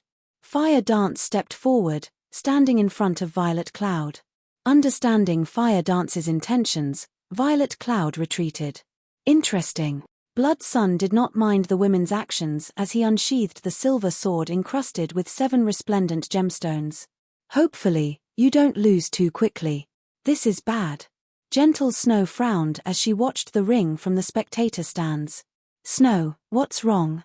If Fire Dance could last against the party leader of the Flower of 7 Sins for so long, shouldn't she be able to defeat Blood Sun easily?" Zhao Yueru was, more or less, familiar with Fire Dance's strength. Even if Blood Sun was very strong, she did not think that the swordsman was guaranteed to win. "You don't know this, but Blood Sun's swordsmanship is very odd. Even a shield warrior like War Wolf couldn't defend against his attacks," Gentle Snow explained as she shook her head. She had watched the video of the battle between War Wolf and Blood Sunday. She already had a general understanding of Blood Sun's strength. Although there was not much of a difference in terms of combat power between Blood Sun and a party leader from the Flower of 7 Sins, in terms of attack techniques, the former was definitely stronger. Now that Blood Sun wanted to face his opponents alone, it was the perfect opportunity for the Azura battle team to get rid of the swordsman. Immediately, Gentle Snow contacted Shifeng. "Guild Leader Snow, what's the matter?" Shifeng asked after accepting the call. "Yi Feng, Blood Sun has strange attack methods. It is best for Fire Dance and Violet Cloud to finish him off together. If you allow Fire Dance to fight him by herself, she won't be able to defend against Blood Sun's attacks," Gentle Snow hurriedly warned the man. The match had not begun yet. There was still time for Fire Dance and Violet Cloud to coordinate their attacks and deal with Blood Sunday. Once the match officially began, it would probably be too late even if the two women banded together. "Thank you for your warning, Guild Leader Snow," Shifeng said, laughing. He had never expected Gentle Snow to call him in such a rush just to warn him. Seeing Shifeng's calm reaction, Gentle Snow's anxiety grew. It was obvious that Shifeng was not taking her words seriously. Blood Sun is very strong. He even defeated War Wolf and Soaring Snake while they were working together. War Wolf's shield couldn't get close to Blood Sun's sword before he suffered defeat. "I believe you are aware of War Wolf's strength. If he couldn't even deflect Blood Sun's attacks, it will be very difficult for Fire Dance hold the man off," Gentle Snow explained in detail. In Starmoon Kingdom, War Wolf's strength was absolute. He could rank within the top 3 MTS of the kingdom. Defeating War Wolf was already impressive, yet the powerful shield warrior had not been able to withstand Blood Sun's attacks. "Ah, I understand. If Guild Leader Snow doesn't have anything else, I'll disconnect the call now. The match is starting soon." Shifeng nodded. He then disconnected the call. "Hello. Hello." Gentle Snow was speechless as she stared at the already dark screen. "Yi Feng is so infuriating. Even though you offered a warning with good intentions, he treated your words like they were nothing. It'll be his fault when his team loses." Zhao Yueru grumbled. "Leader, will it really be alright to let Fire Dance deal with that man by herself?" Aqua Rose asked sternly. She had been sitting beside Shifeng, so she had overheard the conversation with Gentle Snow. War Wolf's strength definitely ranked at the top of Starmoon Kingdom. If not for her equipment advantage, even she would not be a match for the man. "Don't worry about it. We just need to sit tight and enjoy the show." Shifeng waved his hand. Aside from Sirius, he had very detailed information on the Glorious Lion's combatants. Shifeng understood Blood Sun's capabilities far better than Gentle Snow. In the past, Blood Sun had been quite famous in the Dark Arena. He had been known as Blood Sun the Phantom Sword. Although Blood Sun had only reached the flowing water realm standard, the swordsmanship he used made it impossible to grasp his attack trajectories and rhythm. If one had not reached the Void Realm, it would be exceedingly difficult to defend against his strikes. If the Fire Dance of a few days ago were fighting, he would definitely instruct her coordinate with Violet Cloud. They could easily defeat Blood Sun with the Astromancer's strange attacks. Moreover, the assassin Long Rainbow was similarly extraordinary. In the past, he had earned the title Ghost Hand in the Dark Arena. When the two worked together, even a Void Realm expert would fall. However, Fire Dance was not the assassin she had been in the past. Even Shifeng was unsure how much her strength had improved. This was the perfect opportunity to test her strength. Above the dueling ring, the countdown timer finally reached 0. "You're not entering stealth?" Blood Sun asked, unable to help his curiosity, as he watched Fire Dance, who remained motionless 30 yards away from him. As an assassin, Fire Dance could only display her true power while hiding in the shadows. Generally, assassins would enter stealth as soon as the battle began and look for an opportunity to deal a fatal blow. That won't be necessary. Fire Dance sounded calm as she unsheathed 1,000 transformations and petrified thorn from her waist. Step by step, she slowly advanced on the swordsman before her. "Good. Very good. I want to see just how long you can hold that arrogance." When Blood Sun heard her challenge, rage flared in his chest. This was the first time someone had looked down him. Taking a step forward, he used Wind Blade and dashed towards Fire Dance. Chapter 788, Legendary Power. Chapter 788, Legendary Power. Has she lost her mind? Gentle Snow was flabbergasted as she watched Fire Dance approach Blood Sun slowly. Zero Wings Guild leader was insane enough. She had never imagined that Fire Dance would follow in that man's footsteps. An assassin's abilities in a frontal confrontation were significantly weaker than a swordsman's. It would be very easy to defeat an assassin in a head-on clash. Blood Sun was not an ordinary expert, yet Fire Dance had forfeited the greatest advantage an assassin possessed. As soon as Blood Sun arrived before Fire Dance, the silver sword in his hand vanished. Following which, over a dozen streaks of silver light appeared around Fire Dance, surrounding her. Tier 1 skill, Wind Flurry. In the next moment, the dozen or so silver lights sliced through Fire Dance's body. An afterimage? Before Blood Sun could celebrate his attack, he noticed something odd. Abruptly, he leaped forward. Shoo! A streak of silver light then cut across where Blood Sun had just stood. Seeing her shadow steps fail, Fire Dance followed up with an absolute strike. Instantly, she transformed into a shadow as she plunged towards the swordsman. Dang! As soon as the shadow Fire Dance had transformed into arrived before Blood Sun, the swordsman parried the incoming attack with his silver sword, negating all damage. "It's no wonder why you dared to fight me head-on. Your strength is so high despite being an assassin." Blood Sun was slightly surprised as the impact forced him to retreat 3 steps.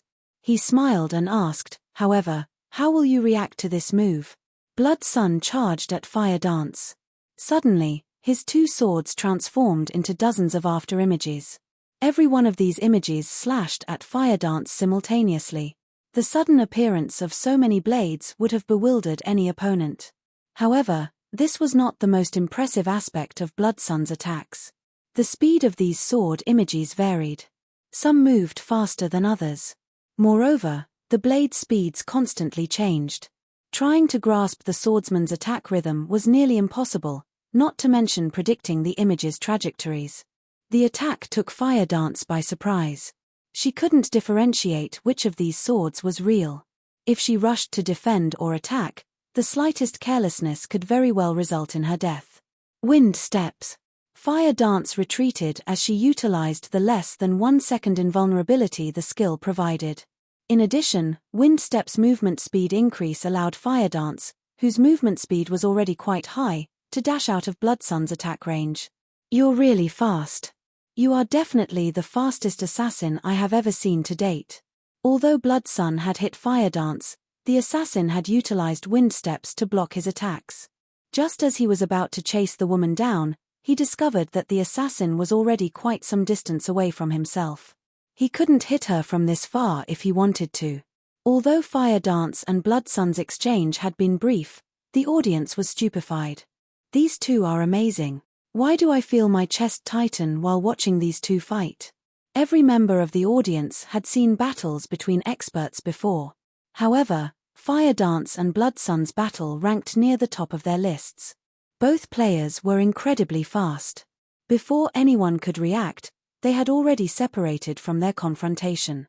All the onlookers saw was dozens of sword images and a flickering shadow. In the next moment, both fighters had swapped positions. They were too fast for the naked eye to follow.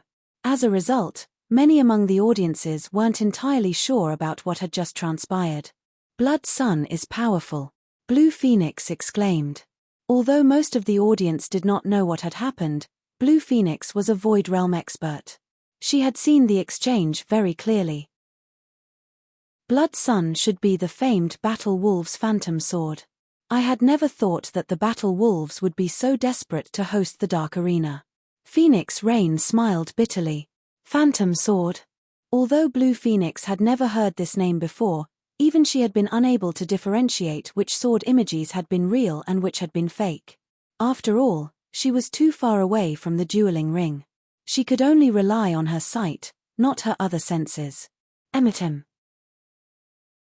He is one of the great experts that the Battle Wolves have nurtured. I've also heard that Phantom Sword managed to defeat one of the Battle Wolves Guild elders, Phoenix Rain explained. It seems the Azura battle team won't be able to win this match. Why do you say that? Although Fire Dance is at a disadvantage, both her movement and reactions are very fast. She still has a possibility of winning this match, Blue Phoenix asked curiously. You underestimate the Battle Wolves. I've told you before that the Battle Wolves do not care about their reputation. The guild has even loaned the epic ranked one-handed sword they obtained from a boss they stole to Blood Sunday. Knowing this, do you still think Fire Dance has any hope of winning? Personally, Phoenix Rain wanted the Azura battle team to emerge victorious. However, based on the information she had obtained, the gem-encrusted, silver sword in Blood Sun's hand should be the epic ranked one-handed sword the Battle Wolves had plundered some time ago. A dark gold weapon could never compare to an epic weapon. The benefits of an epic weapon were simply too great. Moreover, Blood Sun had just been testing out his new weapon. Without utilizing his actual strength, he had backed Fire Dance into a corner. If he began to take the match seriously, he would only need an instant to defeat Fire Dance. An epic weapon is quite amazing. Just after equipping an epic weapon, Blood Sun can produce far more sword images. I wonder how long this young lady will last against him. Sirius revealed a faint smile after watching Blood Sun's performance. The Phantom Sword was no stranger to experts. His swordsmanship utilized the shift in swinging speed to generate after images. Ordinary experts would be hard-pressed to generate 3 perfect after images, but Blood Sun was a genius in this aspect. Using 2 swords, he could generate dozens of perfect after images.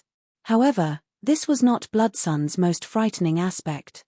Blood Sun's physical control also surpassed ordinary players by leaps and bounds.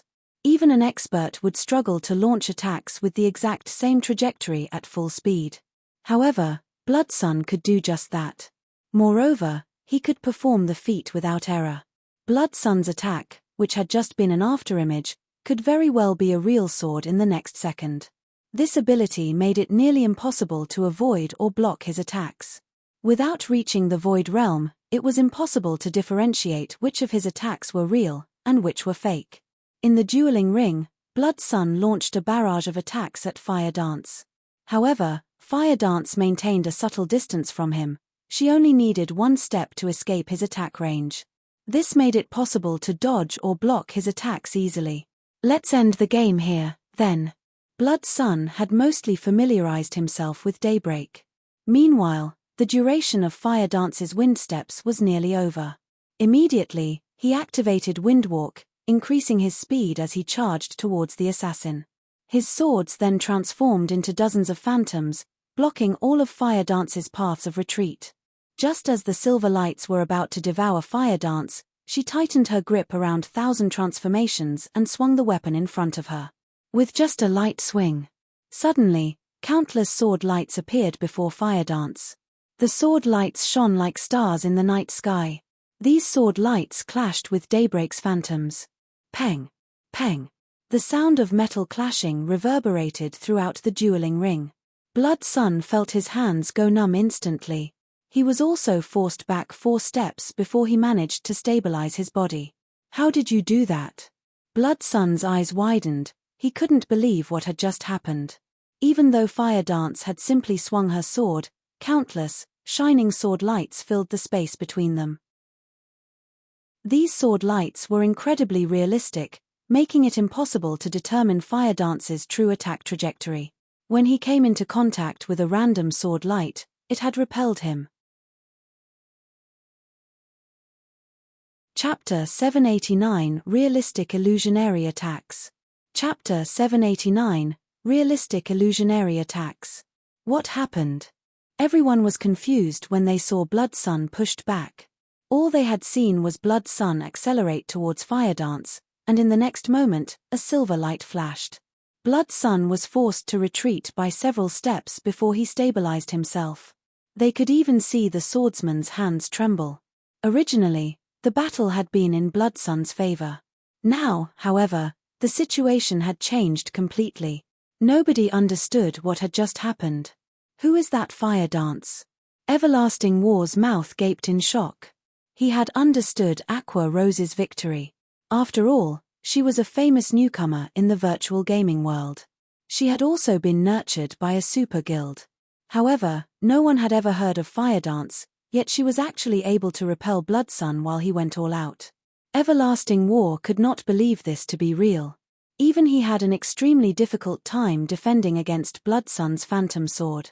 He could only use an AoE skill to counter Blood Sun's attack. However, Fire Dance had only used 1 strike to repel the swordsman. With just a single swing of her sword, she filled the entire space between them with her swords after images. It was practically impossible to defend against such an attack. Blood Sun's Phantom Sword was meaningless in the face of such an attack. One could say that Blood Sun was simply showing off his slight skill before a master. Compared to Fire Dance's attack, Blood Sun's Phantom Sword was a joke. Everlasting War was confused. He could not figure out how Fire Dance had managed to accomplish such a feat. Who could defend against an attack like that? She's already set foot into the refinement realm? Sirius narrowed his eyes as he began to evaluate Fire Dance carefully. Fire Dance's previous attack was astounding. Even Sirius had not seen how the assassin had pulled it off.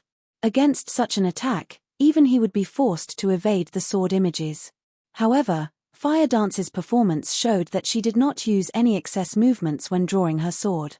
She had not executed any special techniques at all. She had just swung her sword. Yet, this ordinary attack had created countless afterimages that filled the area before her. Unfortunately, he sat too far away from the battle. He had not been able to see the details of what had happened. Snow, look. Fire Dance repelled Blood Sun. What do you think just happened? Zhao Yueru turned to Gentle Snow, her mouth hanging open. Shaking her head, Gentle Snow responded with a surprised expression, saying, I don't know what happened, either. This was simply too shocking. Only now did Gentle Snow understand why Shifeng was so confident in letting Fire Dance take on Blood Sun alone. It turned out that Fire Dance had hidden her strength all this time. Compared to the audience's shock, Zero Wings members were utterly stupefied. When did Big Sis Fire learn such a peerless technique? That attack was so powerful. We'll definitely win this time. With a single swing of her blade, Fire Dance created countless, deadly stars. Her powerful attack made it impossible to approach her or defend against her attacks. One could only cope with this vicious barrier if they attacked from a range or to use an AoE skill. In the dueling ring, Blood Sun's face twisted into a grave expression. However, he was no fool. He did not believe that Fire Dance's attack was a peerless technique. He suspected that she had used a skill. Hence, he strode forward and attacked the assassin using Phantom Sword once again. Although that move is quite powerful, all skills have a cooldown. I don't believe you can use it limitlessly, Blood Sun sneered.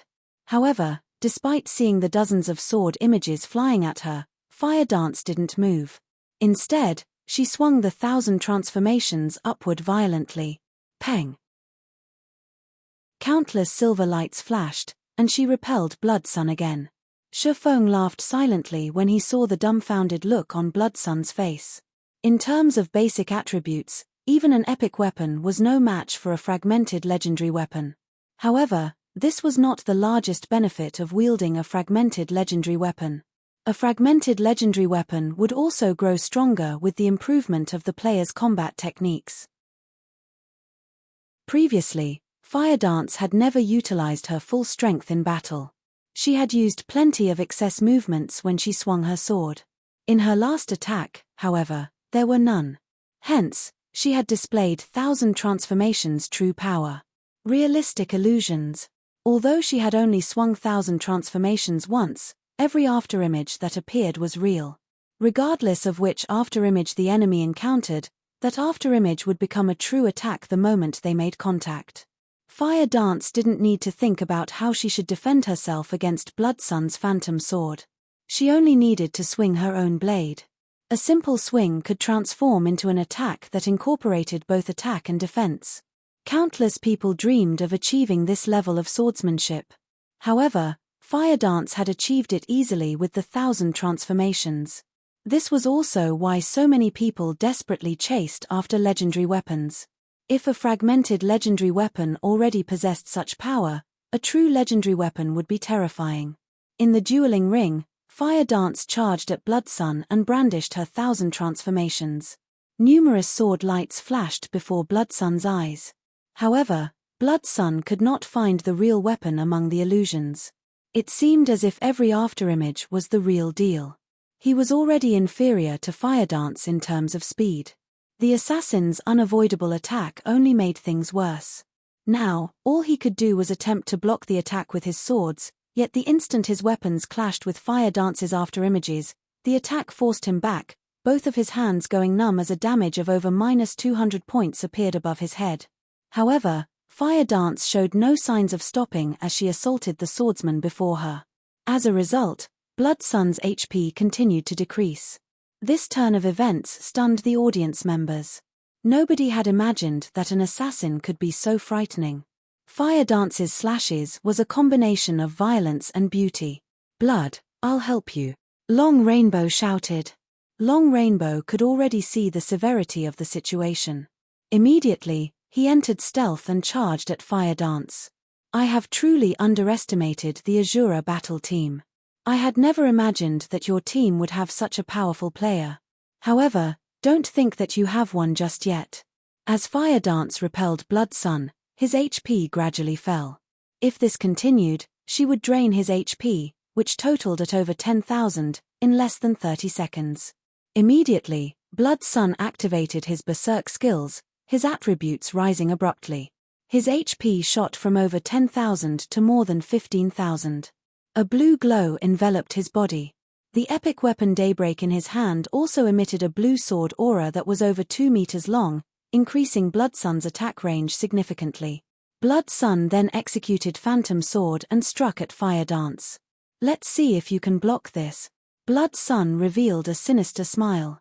He was clearly confident in his attack. He had activated his berserk skill, Sword Shadow. When activated, the skill increased all of his attributes by 50% and his attack speed by 80%. The skill also increased his attack range. At the same time, Blood Sun had activated one of Daybreak's skills, consecutive shadow strikes. For 10 seconds, his attacks could neither be blocked nor parried. Fire Dance was only an assassin. Her attack range was shorter than a swordsman's. Now, he had increased his attack range further. Moreover, even if Fire Dance's short sword clashed with Daybreak, the epic weapon would ignore the blade and strike Fire Dance's body. Immediately, a sword light phased through Fire Dance's 1,000 transformations, colliding with the assassin. However, Fire Dance suddenly split into 6 copies of herself. When Daybreak hit Fire Dance's body, it simply passed through her unhindered. He had not felt the sensation of his weapon cutting into flesh at all. An illusion? Blood Sun's complexion paled. He had not expected Fire Dance to have a move like this. It's my turn now. Fire Dance smiled. Suddenly, all 6 female assassins charged at Blood Sun from different directions. Blood Sun brandished his 2 swords, attempting to defend himself. However, when his attacks struck the Fire Dances, not a single one of them received any damage. All of them are fakes. Just as Blood Sun wondered about the skill. The 6 Fire Dances arrived before Blood Sun, surrounding the swordsman. All 6 assassins raised their weapons and swung downward. Blood Sun had intended to ignore Fire Dance's doppelgangers and rush out of the encirclement, but a silver short sword suddenly slid into his back, dealing -3,481 damage. You're real. Blood Sun reacted quickly, swinging his sword at the real Fire Dance behind him. However, when Daybreak cut across Fire Dance, it did not cause any damage. Unfortunately, you've guessed wrong. The Fire Dance who stood to Blood Sun's left grinned as she swung her sword at the swordsman. Once more, Blood Sun lost a large chunk of his HP. In the blink of an eye, he lost over 7,000 HP. His HP was now dangerously close to 0. It would only take one more hit to end his life. However, Blood Sun suddenly smiled. No. You're bait. Fire Dance suddenly felt a bone-chilling killing intent from behind her. Immediately, a streak of black light pierced through her back. You noticed too late, Long Rainbow suddenly whispered with a cold smile. Chapter 790, Different Level. Chapter 790, Different Level. Everything had happened far too quickly. Long Rainbow was like a wild beast as he approached and ambushed Fire Dance stealthily. He had hidden his presence throughout the process. However, when he finally struck, he was like a venomous snake, both fast and accurate. What a pity. The Glorious Lions truly don't care about their reputation anymore. Previously, they've even declared that they wanted to go 1-on-2. Now, it's become a 2-on-1 instead. None of the audience had expected the battle to change so quickly. Words could no longer describe Fire Dance's strength. She was definitely the most powerful assassin they had ever seen in God's domain. Her strength attribute was absurdly high. She had been able to suppress a swordsman expert with so little effort. Her attack that filled the ring with starlight could also suppress everything before her. She was practically invincible in a 1-on-1 battle. Meanwhile, standing behind the woman, both Long Rainbow's pitch-black dagger and the hand wielding the weapon passed through Fire Dance's body without any resistance. Long Rainbow did not dare believe his eyes. The target he had carefully chosen was just an illusion. Just as he was about to warn Blood Sun, he discovered a silver short sword cutting across Blood Sun's waist, eliminating the swordsman's final strand of HP. Even after Blood Sun's HP reached 0, the man had not realized what had happened, confusion as to why his HP had dropped to 0 filling his eyes. After Fire Dance killed Blood Sun, she released a sigh of relief. Long Rainbow had nearly forced her into a fainted state. With both Long Rainbow and Blood Sun having activated their berserk skills, she would most likely die before Violet Cloud could lend her support. Fortunately, the 1000 Transformations Phantom skill was no ordinary skill. It allowed her to swap positions with her doppelgangers without any telltale signs. The ability also didn't have a cooldown, allowing her to use it freely. All she needed to activate the ability was a thought. Hence, she had swapped positions with her doppelgangers the instant before Long Rainbow's dagger plunged through her. However, as soon as Fire Dance finished off Blood Sun, Long Rainbow reacted. Immediately, he used the assassin class's strongest skill, Absolute Strike, transforming into a streak of shadow that assaulted Fire Dance. Unfortunately, by the time the black shadow pierced Fire Dance's body, Fire Dance had long since swapped positions with another of her doppelgangers. When Long Rainbow's body rematerialized and reappeared behind Fire Dance's doppelganger, Fire Dance swapped position with said doppelganger again. Holding the petrified thorn in a reverse grip, she spun and with centripetal acceleration, she executed a perfect backstab, shoving her blade into Long Rainbow's back. Dang! Vanish! Fire Dance realized what had happened after Petrified Thorn was forced to a stop before it could strike the other assassin. Long Rainbow began to disappear immediately. Her lips curling into a smile, Fire Dance stated, "Unfortunately, even this move can't save your life." A second after Long Rainbow had disappeared, Fire Dance raised the petrified thorn above her and slammed it into the dueling ring's floor. Petrification Domain. This was the epic ranked dagger's second skill. When activated, it dealt 500% weapon damage to enemies within 50 yards. Enemies hit would also suffer a 50% movement speed reduction for 10 seconds. In addition, the Petrification Domain increased Fire Dance's attributes and movement speed. Suddenly, with Fire Dance at the center, the ground began to turn stone gray, the affected area spreading outwards. In the blink of an eye, everything within 50 yards of Fire Dance turned stone gray. Meanwhile, Long Rainbow had been forcefully exposed. Golden, divine runes flowed around the assassin's body, and although Long Rainbow had not received any damage, his body had turned the same gray as the ground, his movement speed having plummeted. Damn it! This skill has a movement speed reduction effect. Long Rainbow's expression was grim as he watched Fire Dance dash towards him.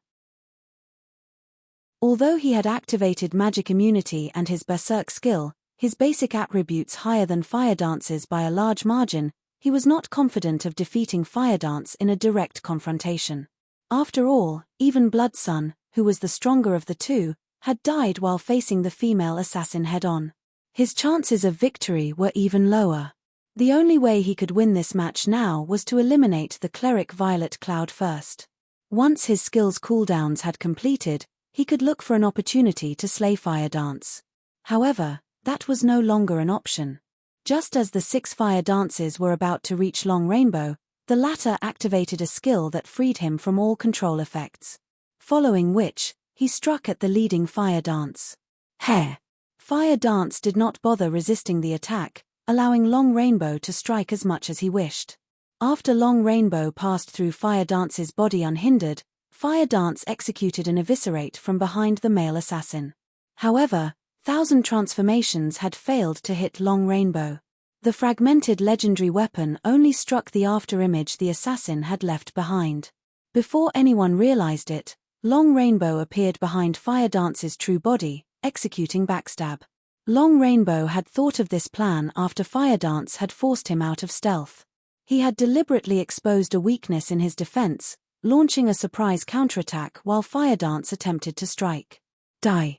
Long Rainbow shouted, his eyes bloodshot with fury as he thrust his blade. In the end, however, his dagger still passed through the woman without any resistance. He had failed. How? Long Rainbow's eyes widened. Meanwhile, as soon as Long Rainbow's black dagger left Fire Dance's body, the doppelganger spun and slashed at the assassin. The two were too close. Even if Long Rainbow had predicted the attack, the Fire Dance's attack speed was simply too high. Furthermore, he had not yet recovered his stance after his full-powered attack. He could not defend himself. The silver 1,000 transformations became a stream of light that shot Long Rainbow's heart. Immediately, a damage of minus 10,648 points appeared above Long Rainbow's head, devouring more than 2/3 of the assassin's HP. Ignoring the pain, Long Rainbow abandoned his defense as he tightened his grip on his dagger and stabbed at Fire Dance. As an expert, his pride no longer allowed him to care about winning or losing this match. Only one thought went through Long Rainbow's mind: he needed to damage Fire Dance at least once. Although his attacks had only struck illusions, the pain 1,000 transformations caused him was absolutely real. Hence, Long Rainbow was certain that the Fire Dance before him was the real deal. Yet, just as his dagger was about to strike Fire Dance, Long Rainbow felt another sting in his back. As Long Rainbow's HP dropped like a stone, he turned his head to take a look, discovering that the real Fire Dance had appeared behind him without his notice. Following which, Long Rainbow fell to the ground, bitterness filling his eyes. Despite his berserk skill, even until his death, he had not managed to touch the real Fire Dance. This was the first time since he had joined God's domain that anyone had toyed with him to such a degree. And he had been completely powerless against it. Silence dominated the spectator stands. Compared to this battle, the previous battles had been a joke. The battle had only lasted several seconds, Yet before anyone realized what was going on, the two great experts of the Glorious Lions battle team were dead. Although none of the audience members understood what had just happened, they had learned one thing from watching Fire Dance's battle. All attacks against Fire Dance were ineffective, while every one of her attacks was vicious. This fight had felt like a dream. Two great experts had died without offering the slightest resistance. Aside from their confusion, everyone among the audience admired and feared Fire Dance. The Glorious Lions' two great experts were undoubtedly extraordinary individuals. Even in the dark arena, their strength ranked at the top. Yet, even after these two great experts had activated their berserk skills, Fire Dance had defeated them without any berserk skill whatsoever. Berserk skills generally improved a player's combat power significantly. It should have been impossible for a player without a berserk skill to contend with a player with one active. Today, however, every player in the room had been given a living example to the contrary. This was no longer an issue of attributes. Both sides were simply on entirely different levels. Just who is this Fire Dance? The major powers in the audience grew quite curious about Fire Dance's identity. Chapter 791 Old Monster. Chapter 791 Old Monster. Above the wide, spacious dueling ring, the system displayed Fire Dance and Violet Cloud's names as this match's victors. When the audience saw this announcement, an extraordinarily heavy atmosphere overtook the venue. With a mysterious combat technique, Fire Dance alone had defeated two great experts from the Glorious Lions battle team. At this moment, Fire Dance's name etched itself deeply on everyone's hearts. Amazing. I had never thought that Zero Wing would have hidden so much of its strength. It's no wonder why Black Flame could afford to excuse himself from such an important event. When Phoenix Rain looked at Fire Dance, she felt as if a whole new world had opened up to her. Although Fire Dance's combat realm was mediocre at best, the assassin's bewildering combat method was a first for her. Even Blue Phoenix, a Void Realm expert, would not have any defense against Fire Dance, much less Long Rainbow and Blood Sunday. The only method to deal with the assassin's mysterious combat method was to use large-scale destruction spells or manipulate several dozens of flying blades like Aqua Rose had and attack from a distance. Even having significantly higher attributes than Fire Dance would be of little use against the assassin. However, both large-scale destruction spells and the Tier 1 spell, Soul Cloud, had a long casting time. During this period, with Fire Dance's speed, she could kill her opponent several times over. If even magical classes would have such a difficult time against Fire Dance, physical classes would have even more trouble taking her down. Even Hua Choshure, who watched from the spectator stands, was stunned by the match's outcome for quite some time. The Azura battle team, a team new to the Dark Arena, possessed such a strong framework. It was simply inconceivable. Whether it was Thousand Blades, who had fought in the first match, or Blood Sun and Long Rainbow, who had just been defeated, all three were experts that she had handpicked herself. She was very familiar with their strengths. Yet, all three had failed. She had never expected this outcome. Where did this Azura battle team come from? Hua Choshure wore a gloomy expression. She was in a very bad mood. To avoid the unexpected, she had been as careful as possible, yet after dispatching the members of Team 2, they had still lost 2 matches in a row. If they lost another match, they would lose the entire competition. It's no wonder why he dared to challenge my Glorious Lions battle team. Sure enough, he has some ability. Hua Choshure could not help but shift her gaze towards Shifeng. Initially, she had seen Shifeng a minor character that did not necessitate any attention. Now that he was the Azura battle team's leader, however, she could not afford to ignore him. Meanwhile, when Exemplary Willow saw Hua Choshure's gloomy expression, she more or less understood the Glorious Lions situation. However, Exemplary Willow was truly confused. Zero Wing was merely an upstart guild. She could deal with the guild's victory over the Star Alliance in the previous war, but it now forced Hua Choshure's battle team into a serious predicament. This was simply inconceivable. Auntie Hua, we will win this competition, right? Exemplary Willow asked worriedly. Before the competition had begun, She had wagered all of the rare materials and equipment she had obtained after many difficulties on the Glorious Lion's victory. She had obtained the materials and equipment from Twilight Echo to use as bets. As a precaution, she had bet her funds on the Glorious Lions. On the off chance that the battle team lost, Twilight Echo's development would most likely stagnate. Rest assured, although the Azura battle team's performances were shocking, such powerful skills and equipment are not that easily obtainable. The fact that the Azura battle team had 2 or 3 such items is impressive. However, it is unlikely that they will show off any more in the following matches, Hua Choshire responded confidently. Her confidence stemmed from the fact that the third match was a one-on-one. The Glorious Lions had sent their strongest fighter, Sirius, into this match. Hua Choshire had also investigated Zero Wing during the small break after the last match. The guild only had so many experts. Aqua Rose, Fire Dance, and Violet Cloud were known as the guild's 3 greatest experts. After including Yi Feng, a hidden expert of the guild, Zero Wing only had 4. The other experts within the guild were mediocre at best. They had no reason to fear them. One of the remaining matches was a 1-on-1, while the other 2 were 3-on-3s. In a 3-on-3, Yi Feng was the only true opponent the Glorious Lions had to face. Even if the Glorious Lions members were no match for Yi Feng in a 1-on-1, with 3 people using their shorekill skills simultaneously, they could easily finish off the swordsman as soon as the match began. Afterward, they could take their time finishing off the other 2 Azura battle team members. If Yi Feng fought in the 1-on-1, all the better. Sirius could win the competition by himself. The following matches would only be for show. Regardless of what decision the Azura battle team made, the outcome would be the same. It seems the Glorious Lions can't endure this any longer. Phoenix Rain's lips curled up slightly when she saw Sirius walk onto the dueling ring. The Glorious Lions lineup was gorgeous. After all, the Super Guild Battle Wolves supported the battle team. Zero Wing was merely an upstart guild. The fact that it had forced the Glorious Lions into a corner was considered a miracle in the Dark Arena.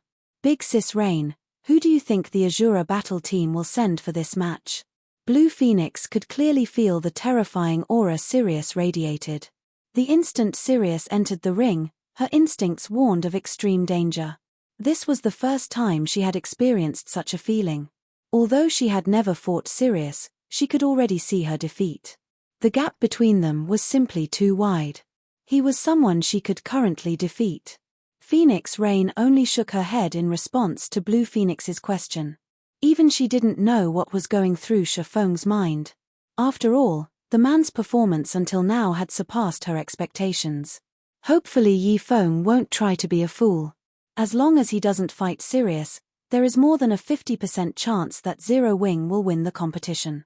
Blue Phoenix nodded, agreeing with Phoenix Rain's words completely. In the Dragon Phoenix Pavilion, although Martial Dragon was strong, he was not so strong that she could not see the difference between them. On the other hand, Blue Phoenix could not even begin to guess how wide the gap was between her and Sirius. However, after giving it some thought, Blue Phoenix thought that this situation was reasonable. After all, Martial Dragon had only recently awakened his domain. Sirius, on the other hand, was already an old man in his 50s. In front of an old monster like Sirius, Martial Dragon was no more than a newborn. Martial Dragon only had the potential to contend with Sirius in the future. Although Shifeng was also very powerful, he was not yet qualified to face Sirius. Please, don't be a fool. Blue Phoenix suddenly worried for Shifeng. Experts were prideful beings. When they encountered stronger experts, they had the urge to challenge them. Furthermore, opportunities to fight against old monsters like Sirius were extremely rare. If Shifeng acted rashly and tried to fight Sirius himself, this competition would truly be over for the Azura battle team. Brat, what are you waiting for? Sirius, who waited in the dueling ring, chuckled softly as he said, or are you a coward? This old bastard. Shifeng rolled his eyes at Sirius's provocation. Leader, are you really going to face him? Aqua Rose, who sat beside Shifeng, asked. After feeling the killing intent Sirius radiated, she had paled to a ghostly white. This was the first time she had felt such a cold and tangible killing intent. Just bathing in it stole her breath. The difference in their combat experience was like the difference between heaven and earth.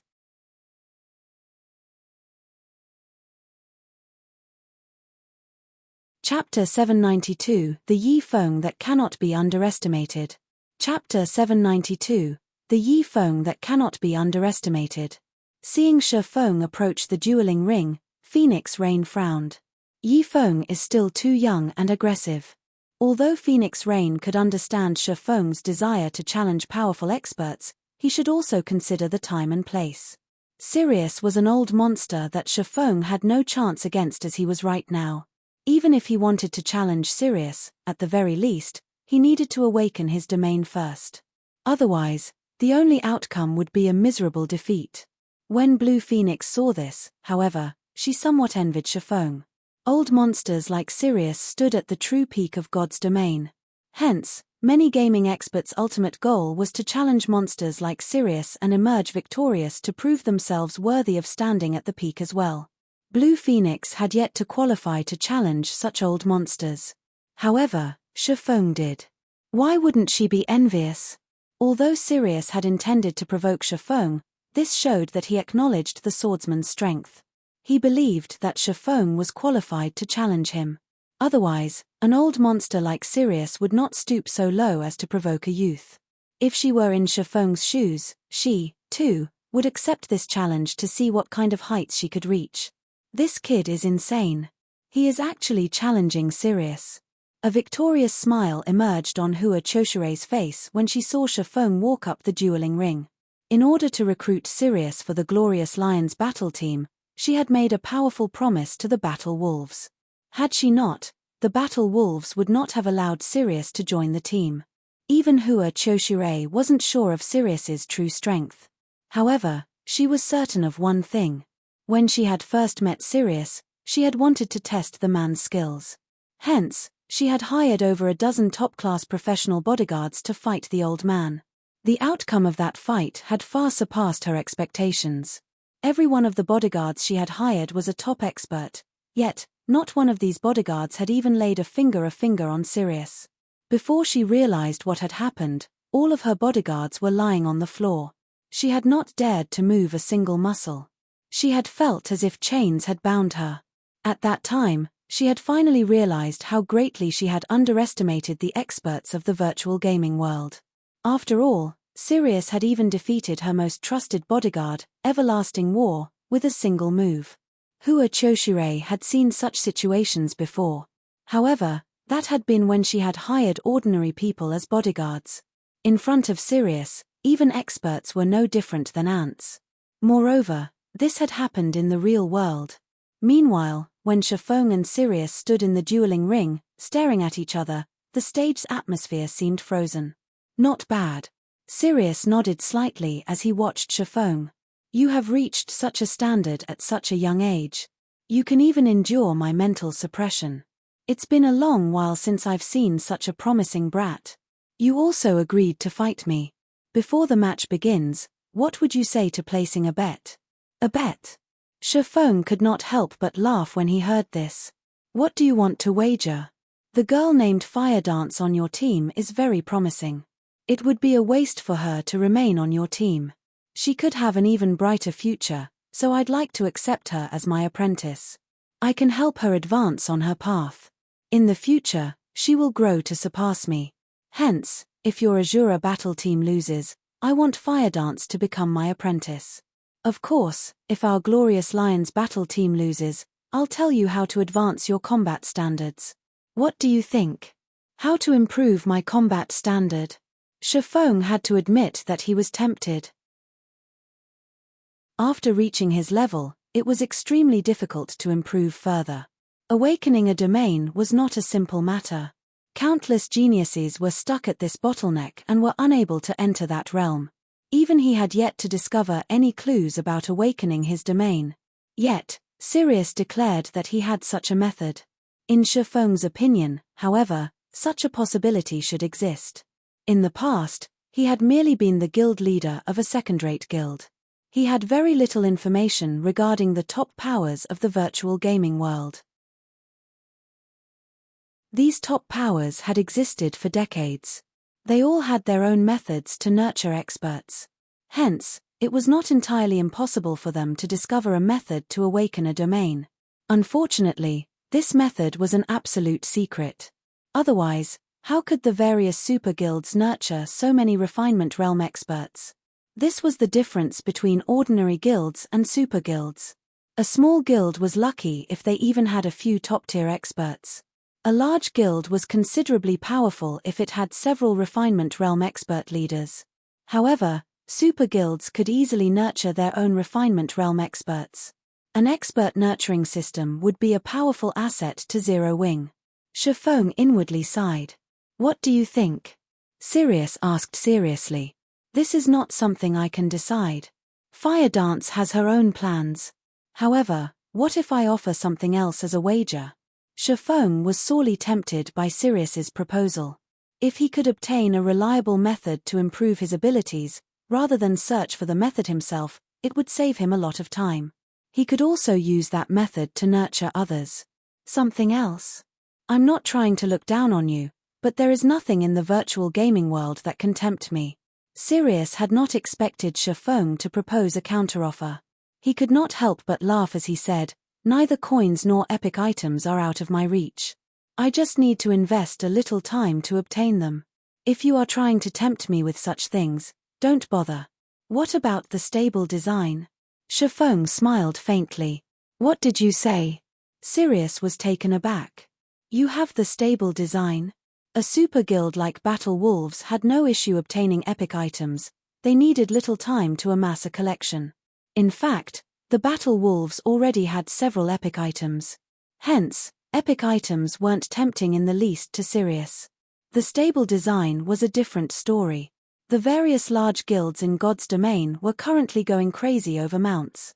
They were frantically gathering the required materials to construct a stable. However, although many guilds throughout God's domain had obtained the needed materials, until now, none had obtained the precious stable design. Acquiring this design was simply too difficult. If the Battle Wolves could obtain the stable design and begin nurturing their guild mount ahead of the other guilds, the guild would surpass its competition by a large margin. They would have a greater advantage when competing for dominance over God's domain. "What do you say?" Shifeng understood just how important the stable design was to a guild. It was an important item that could raise the guild's overall strength. The stable design was far more valuable than several epic items. Even super guilds were trying desperately to obtain the stable design. After all, sheer strength was not enough to obtain the item. One also needed to be lucky. Regarding Shifeng's ownership of the stable design, he no longer had a reason to hide the information. In any case, the moment he began constructing the stable, the secret would be out. "I have to say, I am touched by your sincerity." When Sirius looked at Shifeng once more, he suddenly felt that the young man before him was not as simple as he had thought. The fact that Shifeng had the stable design, which even super guilds had failed to obtain, was proof enough of the young man's abilities. After both sides agreed to the wager, the countdown came to an end. Sirius immediately revealed a smile as he unsheathed the flame-red greatsword from his back. He then swung the weapon violently at Shifeng, who was 20 yards away. Instantly, a sea of fire emerged from the dueling ring's floor, transforming into a ferocious beast that pounced on Shifeng. Chapter 793, Famed Sword vs. Famed Sword. Chapter 793, Famed Sword vs. Famed Sword. "What a cunning, old bastard!" Shifeng cursed as he watched the towering crimson fire surge towards him, destroying everything in its path and sealing off his path of retreat.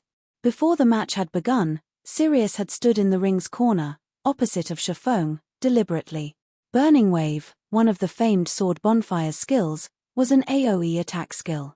With the skill's wide range and the old man's strategic positioning, Sirius had cornered Shifeng perfectly.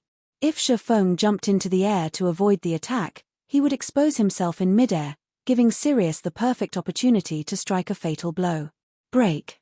Shifeng shouted abruptly. "Dragon Breath!" Immediately, the cry of a dragon echoed throughout the arena, a white beam piercing through the sea of fire and heading towards Sirius. In terms of basic attributes, Shifeng was far stronger than Sirius. Moreover, Dragon Breath was one of the fragmented legendary Heavenly Dragon's Breath's additional skills. In terms of power, the skill was already stronger than the additional skill of an epic weapon. Hence, Dragon Breath could easily break Sirius's burning wave. The white beam devoured Sirius whole. It's over. Just like that. Everyone in the audience was stupefied. However, Shifeng did not relax. He immediately activated Windwalk and his swordsmanship master title before charging towards Sirius's previous location. Yet, before he reached the halfway point, Sirius burst out of the white beam, radiating a faint purple glow. When Dragon Breath's white beam collided with the purple glow, it scattered into nothing. The old man received no damage from the attack whatsoever. "You actually saw through my trick," Sirius stated, feeling slightly surprised when he saw the young man charging towards him. Originally, he had intended to launch a sneak attack while the swordsman youth relaxed. However, it seemed that the plan was not viable. Shifeng did not intend to give Sirius time to react. Immediately, he activated Illusory Shadow. Suddenly, 6 blue streaks of light flashed from Killing Ray, arriving before Sirius instantly. Shifeng moved like flowing water. His attacks had no excess movement. Thanks to the swordsmanship master title, his attack speed had also increased by 20%. He moved far faster than what an ordinary person could perceive. After the blue lights cut across Sirius, a deep frown appeared on Shifeng's face. In the next moment, a streak of red light sliced towards his head from an inconceivable angle. Without hesitation, Shifeng pulled his abyssal blade closer. Dang!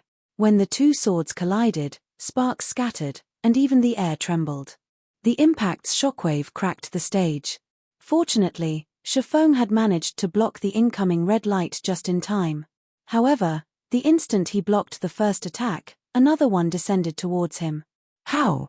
Shifeng had just repelled one of the berserker's attacks. How could he have launched another already? Moreover, he had failed to detect the attack until it was upon him. Parry.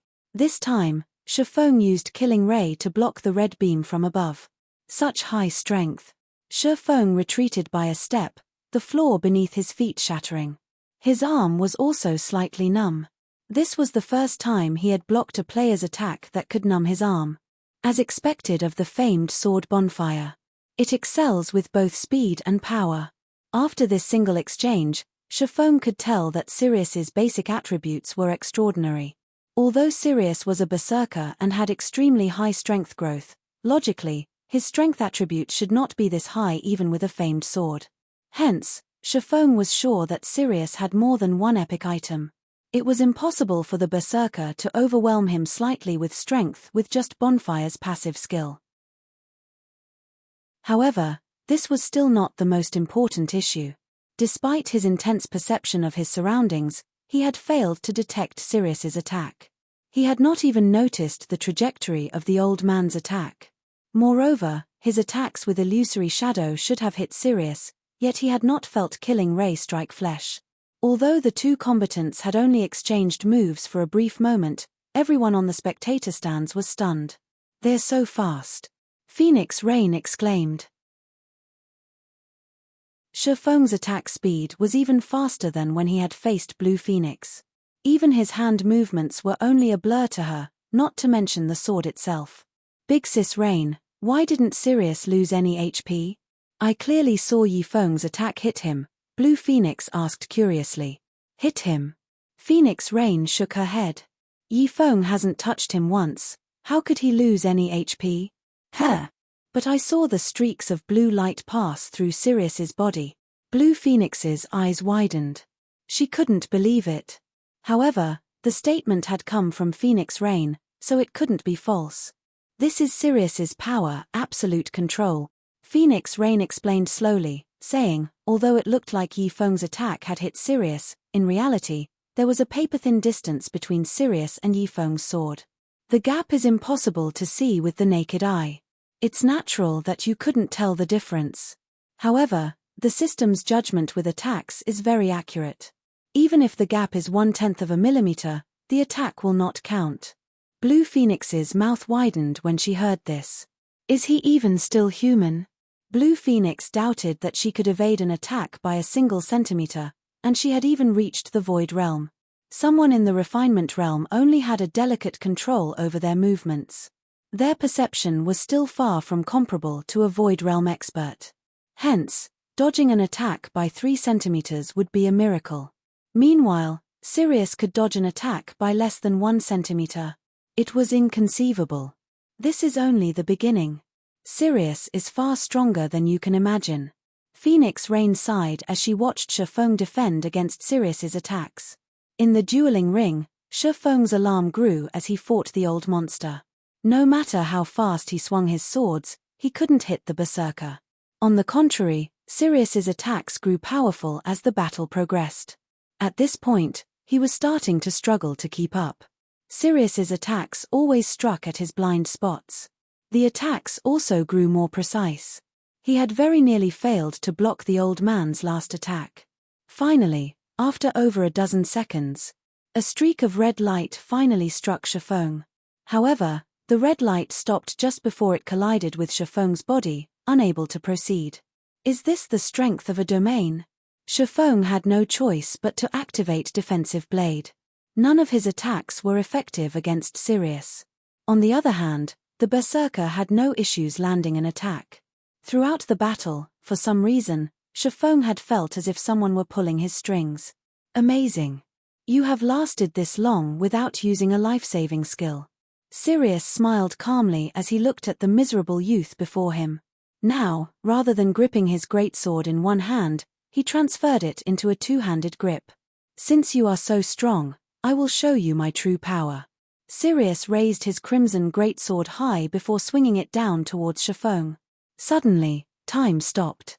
Only Sirius's sword moved, descending. So fast. Although Shifeng could see the sword light approaching, he knew that neither of his swords could make it in time to block the attack. No, I'm the one who has slowed down. Immediately, Shifeng recalled another of Bonfire's skills, Flame Dragon's Flash. When activated, it reduced attack speed and movement speed of all enemies within attack range by 60% and tripled the user's strength when attacking. This move was famous for being unblockable. A strength increase of 300% was far more powerful than a damage increase of the same amount.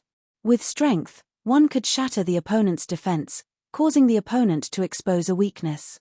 One could then strike a fatal blow. Shifeng knew that it was too late to block the attack. Moreover, Defensive Blade's block counts had already been exhausted. He had no defense against this attack at all. Hence, he had no choice but to use silent steps, evading the sword light and appearing behind Sirius. However, just as Shifeng was about to strike the berserker, Sirius spun, as if he had expected the move, and swung the greatsword in an arch towards Shifeng's right side. The greatsword's oppressive strength even suppressed the air around them. Even though Shifeng's strength attribute was also very high, his movements felt so restricted under Bonfire's massive pressure that he even struggled to breathe.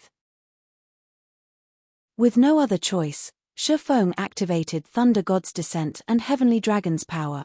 Sirius's attributes were extremely high. The berserker had even tripled his strength. Being hit by Sirius's greatsword was no laughing matter. A critical hit might even kill him on the spot.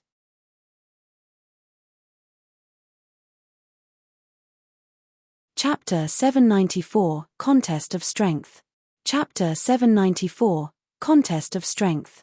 The instant the aquamarine killing ray and the crimson bonfire collided, a boom shook the dueling ring. With the two swords at the center, the stage stone floor shattered, dust clouds filling the air. As soon as the shockwave passed, a figure flew through the dust clouds, slamming into the ground. As soon as that figure landed, however, it stood. I made it, Shifeng muttered as he got to his feet. Glancing at his trembling hand, he smiled bitterly as he said, he has so much strength. God's Domain's 36 famed swords each had their own strengths. Among them, Bonfire was famous for its destructive power. Its skills were incomparably violent. In the hands of a berserker, the weapon could topple a city. Even though his basic attributes were slightly higher than Sirius's, after activating Heavenly Dragon's power and increasing his strength by 100%, the Berserker's attack had still sent him flying. Fortunately, however, Heavenly Dragon's power had increased both his HP and defense by 300%.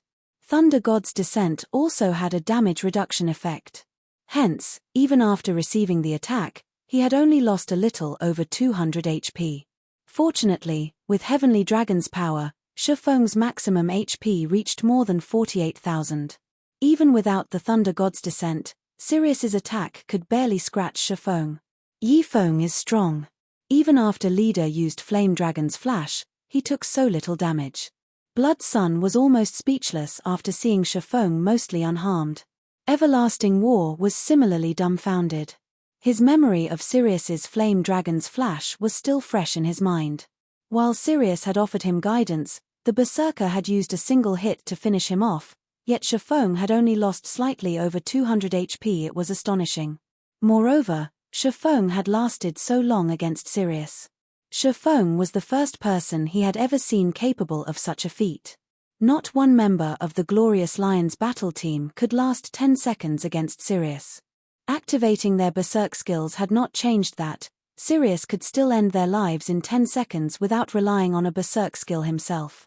The difference in combat techniques between Sirius and his subordinates was like the difference between heaven and earth. I had never realized that Yifeng had held back so much of his strength. He can actually contend with an old monster. It feels as if he is even stronger than Martial Dragon. A light shone in Blue Phoenix's eyes. She couldn't help but admire Shifeng's strength.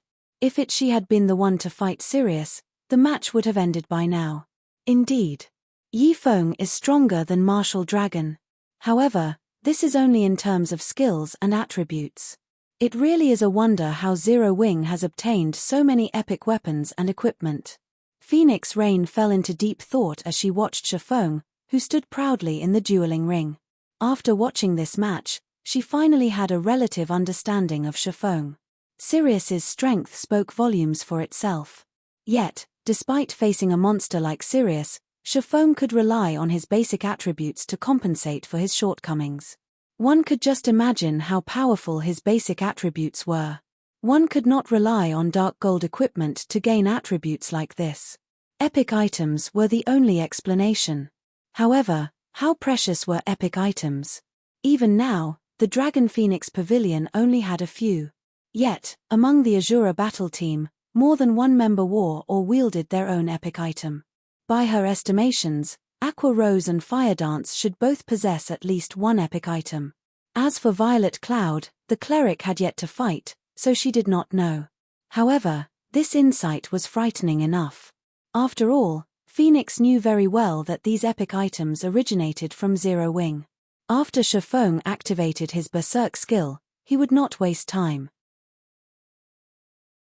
Immediately, he charged at Sirius, going in for the kill. With his HP and defense, he didn't need to worry about Sirius's attacks. He could afford to trade blow for blow. As Shifeng was about to arrive before Sirius, he jumped into the air. He then raised Killing Ray, the power of fire and lightning gathering around the blade. Thunder Flame Explosion. Immediately, the attack suppressed the space around Sirius. The spatial suppression would reduce all enemies' movement speeds. With the skill's wide range, Sirius had nowhere to dodge. Sure enough, Sirius showed no intentions of avoiding the attack. Instead, he crossed Bonfire in front of his body, fully intent on receiving the descending elements. Boom! Fire and lightning devoured the Berserker whole. However, the instant the elements came into contact with Bonfire, the famed sword absorbed them as if it were a black hole. This skill sure packs a punch. Sirius revealed an excited smile after Bonfire finished absorbing the flames and lightning. More cracks had appeared beneath his feet. However, thanks to you, I finally have a chance to use this skill to its limits. The Berserk skill he had learned was somewhat unique. The skill's name was Baptism of Fire. To display the skill's might, he needed to absorb a certain amount of damage from a single attack. Furthermore, he could exert more of the Berserk skill's strength depending on the damage he received from the one attack. In the past, he had been lucky if his opponents allowed him to display 50% of the skill's might. However, Shifeng's attack allowed him to exert 100% of the skill's effects. Currently, Baptism of Fire's strength bonus reached 120%. His attack speed increased by 100%, and his HP jumped by 200%. 6 blades of fire also appeared around his body. Meanwhile, Baptism of Fire lasted 1 full minute, which was more than enough time to end the match. Shifeng had a bad feeling as he heard Sirius's words. However, before Shifeng could react, the 6 flaming swords shot towards him. So fast. Seeing the rapidly approaching swords of fire, Shifeng instinctively brandished Killing Ray and the Abyssal Blade. Peng! Peng! Peng! 6 brilliant fires scattered around him as he repelled the fiery weapons. However, the attack had also sent Shifeng flying across 10 yards, 3 damages of over -300 points appearing above his head. How is this be possible? Every member of the Azura battle team was shocked when they saw Shifeng fly through the air. They knew full well how strong Shifeng's basic attributes were. This was the first time they had seen anyone or anything throw Shifeng after he activated Heavenly Dragon's power. Heavenly Dragon's power increased Shifeng's strength by 100%. With Shifeng's current strength attribute, a 100% increase even allowed him to face down a High Lord, yet Sirius had sent him flying. How could they not be shocked? After landing, Shifeng stared at Sirius with fear in his eyes. Is this the true strength of these old monsters? Shifeng glanced at his trembling arms, excitement flaring in his eyes. Others might not know what had just happened, but as the person responsible for deflecting those swords of fire, Shifeng understood the events well. Regarding strength, Shifeng's was definitely higher than that of the fiery blades. However, Sirius could control the 6 swords of fire to their limits. 1 sword of fire might not have enough strength to overpower him, but if 2 swords combined their strength, then they would be stronger than him. Although combining the strength of 2 swords sounded simple, realizing the action was extremely difficult. To accomplish this feat, one needed both swords to attack the same location at the same time. Only by doing so could one combine the strength attribute of both swords. No ordinary player could achieve the precision and skill this feat required. Even he, as he was now, could not accomplish this feat. However, Sirius had done it. Moreover, he controlled the swords from a long distance. Fighting you to this point has made me quite happy. In return, I will show you my strongest, ultimate move, Sirius proclaimed as he smiled at Shifeng excitedly. With a faint smile, he pointed Bonfire at Shifeng. Immediately, the 6 swords of fire shot towards Shifeng, all 6 combining into one flaming weapon.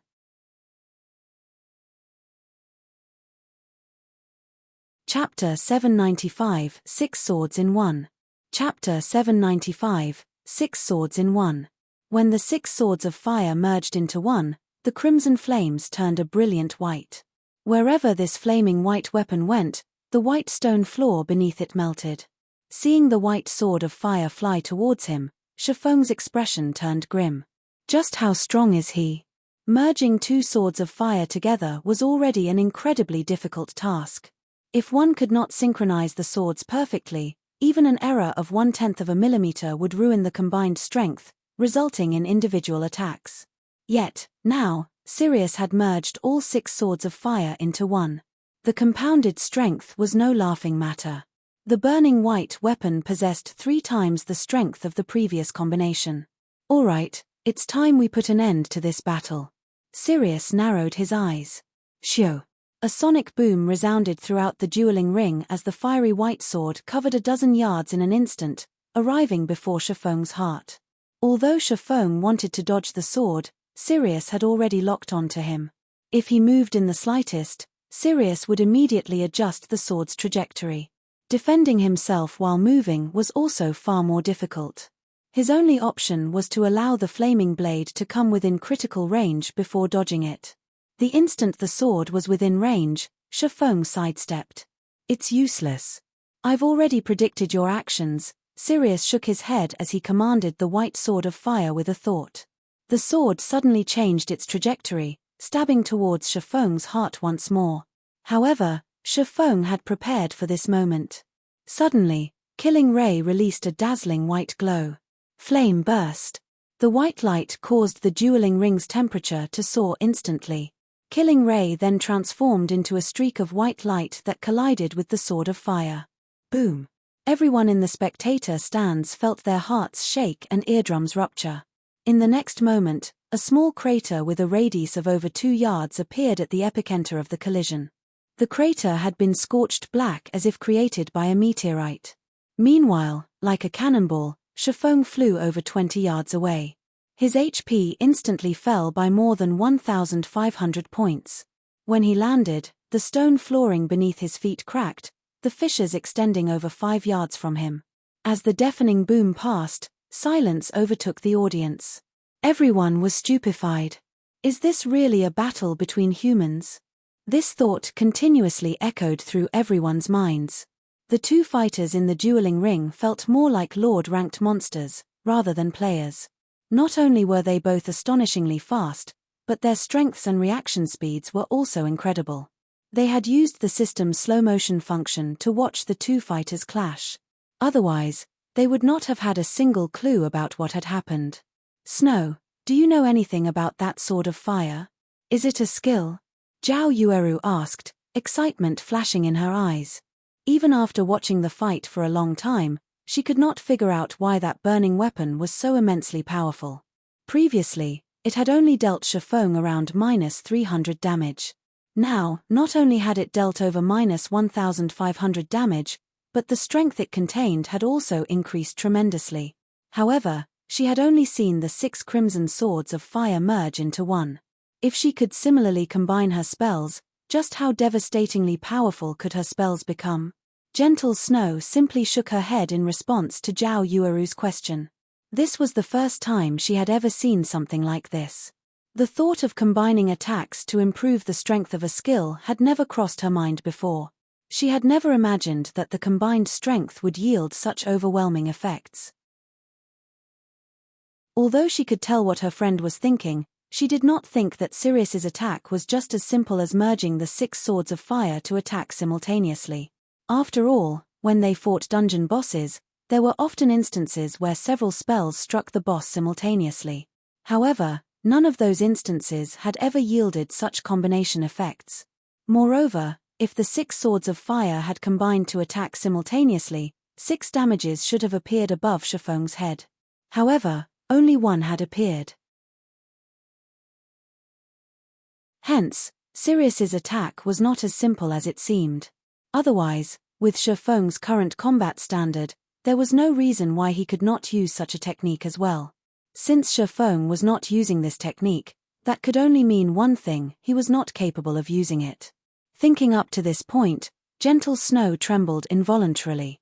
The combat techniques Shifeng had displayed had long since surpassed her imagination, yet even a powerful expert like Shifeng couldn't use this combination technique.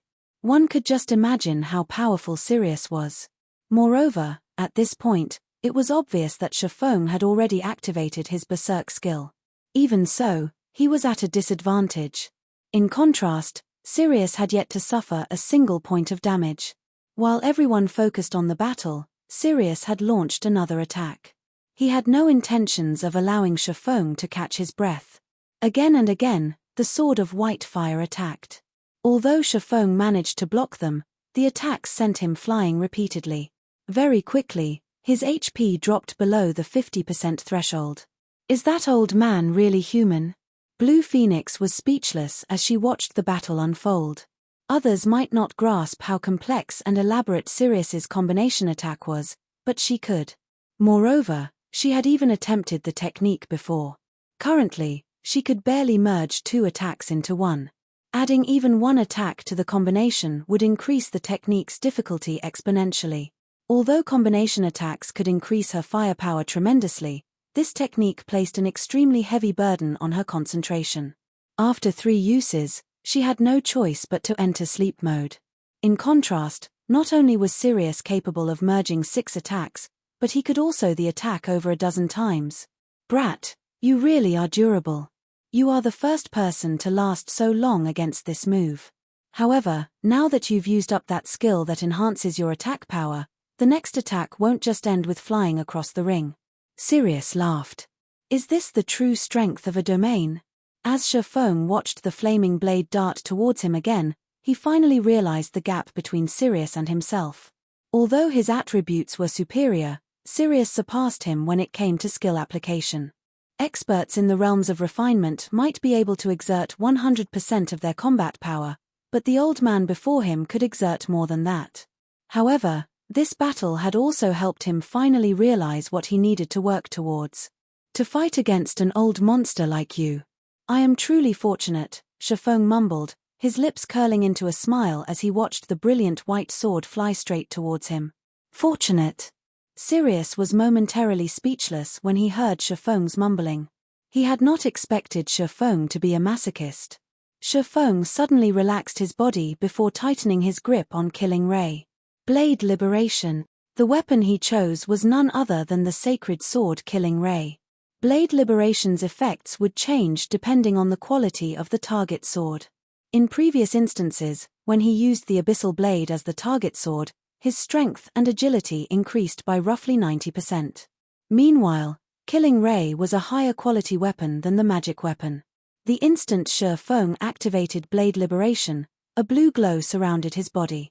With a light swing of his arm, the Killing Ray in his hand transformed into a bolt of lightning that ripped through the air towards the sword of white fire. Chapter 796, Godly Power. Chapter 796, Godly Power. When lightning and fire clashed, the flash momentarily blinded everyone watching. With the boom that echoed throughout the venue, Shifeng was forced to retreat by 3 steps before he could steady himself. Following which, a damage of over -100 points appeared above his head. As for the white sword of fire, the attack had thrown it to the side. When the audience saw this, they were flabbergasted. Just how strong is Yifeng? Who is Yifeng?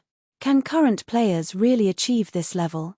Before, the audience members had somewhat admired Shifeng's strength. Now, however, that admiration had become shock. It was especially true for those who knew Sirius. This should have been a one-sided battle. Nobody could have ever imagined that Shifeng still had such a trump card. Even though they did not stand in the ring themselves, they could feel the violent power radiating from Shifeng's body. Many of them had felt this power in the past. One only experienced this power while raiding a large-scale team dungeon. This was the power of a great lord. At this point, the pressure they felt from Shifeng was even greater than the pressure they felt from the great lords they had fought before. They were breathless. Big Sis Rain, just who is Yifeng? For a time, Blue Phoenix was at a loss for words as she stared at the glowing Shifeng.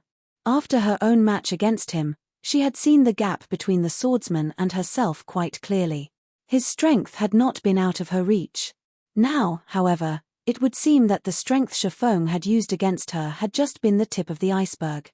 If she fought this kind of violent power, she would most likely die in an instant. Not responding to Blue Phoenix's question, Phoenix Rain remained silent as she continued to watch the man named Yifeng. It seems I've truly underestimated Zero Wing. It's no wonder why they dared to pick a fight with Exemplary Willow. So, the guild had still hidden such an expert. Joy flooded Phoenix Rain. She had not initially had much hope for the Azura battle team. She had only hoped to win a few matches and earn a small fortune in the Dark Arena. After all, the Dark Arena had only established recently. Many experts considered themselves to be above such brawls. Now, however, with the strength the Azura battle team had just displayed, they could definitely fight for a high rank in the Dark Arena. Yifeng. Shock filled Everlasting War when he saw Shifeng relatively unharmed after receiving Sirius's 6-in-1 combination attack. Others might not realize how strong Sirius was, but he knew. To obtain the rights to host the Dark Arena, Hua Choshire had paid an extremely high price, convincing the Battle Wolves to lend the guild's several epic items to the Glorious Lions battle team. Blood Sun only possessed 1 epic item. Sirius, however, had 2. The Berserker even had a precious sword of undetermined quality. The treasured sword's attributes were even slightly higher than an epic weapon. In other words, Sirius had the equivalent of 3 epic items on him. Purely in terms of attributes, particularly strength, Sirius was, by far, the strongest berserker he had ever seen. Yet, even after combining the strength of 6 swords, Sirius had only been able to repel Shifeng. The swordsman had only received a small amount of damage from the resulting impact. At this point, Everlasting War could not fathom just how high Shifeng's strength was. Previously, he had thought that Shifeng's strength was roughly equal to his own. Looking back at it now, his assumption was laughable. Equal? He overestimated himself. Meanwhile, in the dueling ring, the new development also surprised Sirius. So, this is why you were so confident about facing me.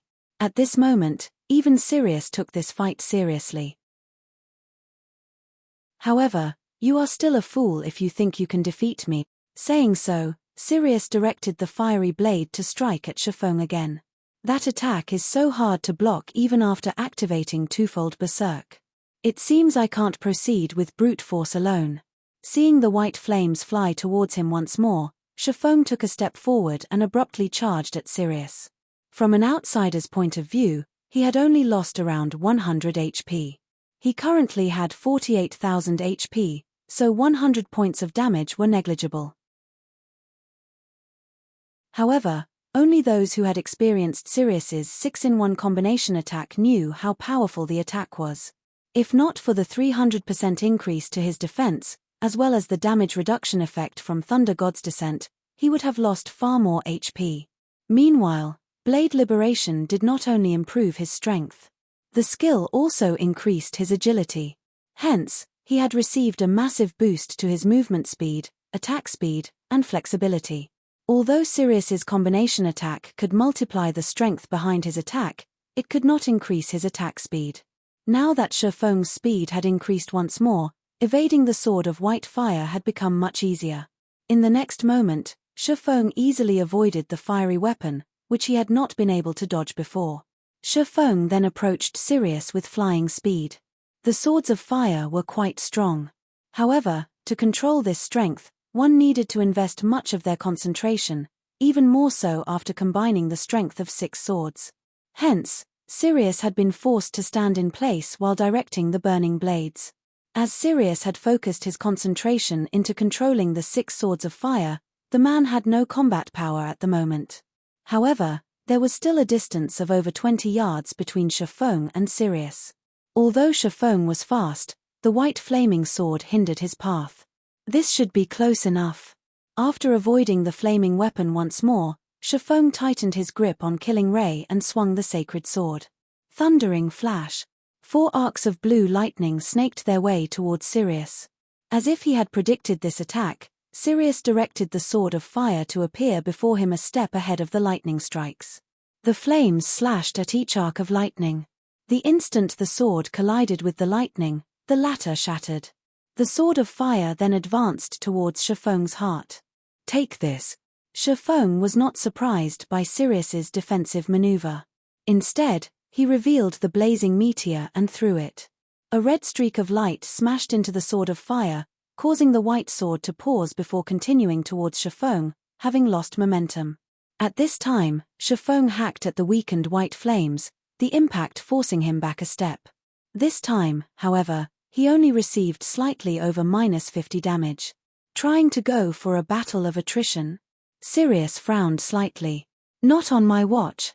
The 6-in-1 combination attack placed a huge burden on the user's concentration. Even he could not support the technique for too long. If his fight with the young swordsman dragged on, he would collapse from overextending his concentration, losing the match as a result.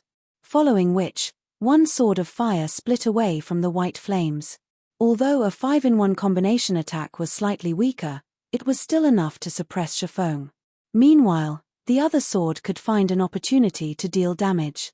Immediately, the brilliant sword of white fire charged towards Shifeng, whereas the crimson sword attacked the swordsman from behind. As long as the white flames repelled Shifeng, he would reveal gaps in his defense. This would make it far easier to land a direct hit. Peng! Sure enough, Shifeng was forced back by a step after colliding with the 5-in-1 combination attack. However, just as the other sword of fire was about to stab the swordsman, a figure suddenly appeared to block the attack. Phantom kill. After he upgraded the Abyssal Blade by a rank, Shifeng's doppelganger had gained 80% of his attributes. With his twofold berserk state, it was child's play for the doppelganger to block a single flaming sword. After blocking the attack, Shifeng's doppelganger activated Windwalk and Wind Blade before charging towards the enemy berserker. Although Sirius wanted to use the White Sword of Fire to defend himself, Shifeng had the weapon pinned down. It couldn't approach the doppelganger. When Shifeng's doppelganger arrived before Sirius, the berserker finally gave up his control over the White Sword of Fire. He swung Bonfire to defend against the doppelganger's chop. Just as the doppelganger's sword was about to strike, the berserker evaded the attack. Immediately after, Bonfire bit into the doppelganger's body. However, even after the doppelganger received the damage, it did not retreat. Instead of the doppelganger, it was Shifeng who stood before Sirius. After swapping positions with his doppelganger, Shifeng swung his sword at Sirius. A streak of blue light flashed. Surprised by the unconventional attack method, Sirius had failed to react and received Shifeng's attack in full. The massive impact forced Sirius into a retreat. Taking the opportunity, Shifeng followed up with a series of over a dozen slashes. Although Sirius tried to defend himself, he couldn't block Shifeng's attacks completely. As a result, he received several more strikes. You're tuning in to the Celestial War YouTube channel. Don't forget to subscribe and join us on this journey to catch the most captivating stories.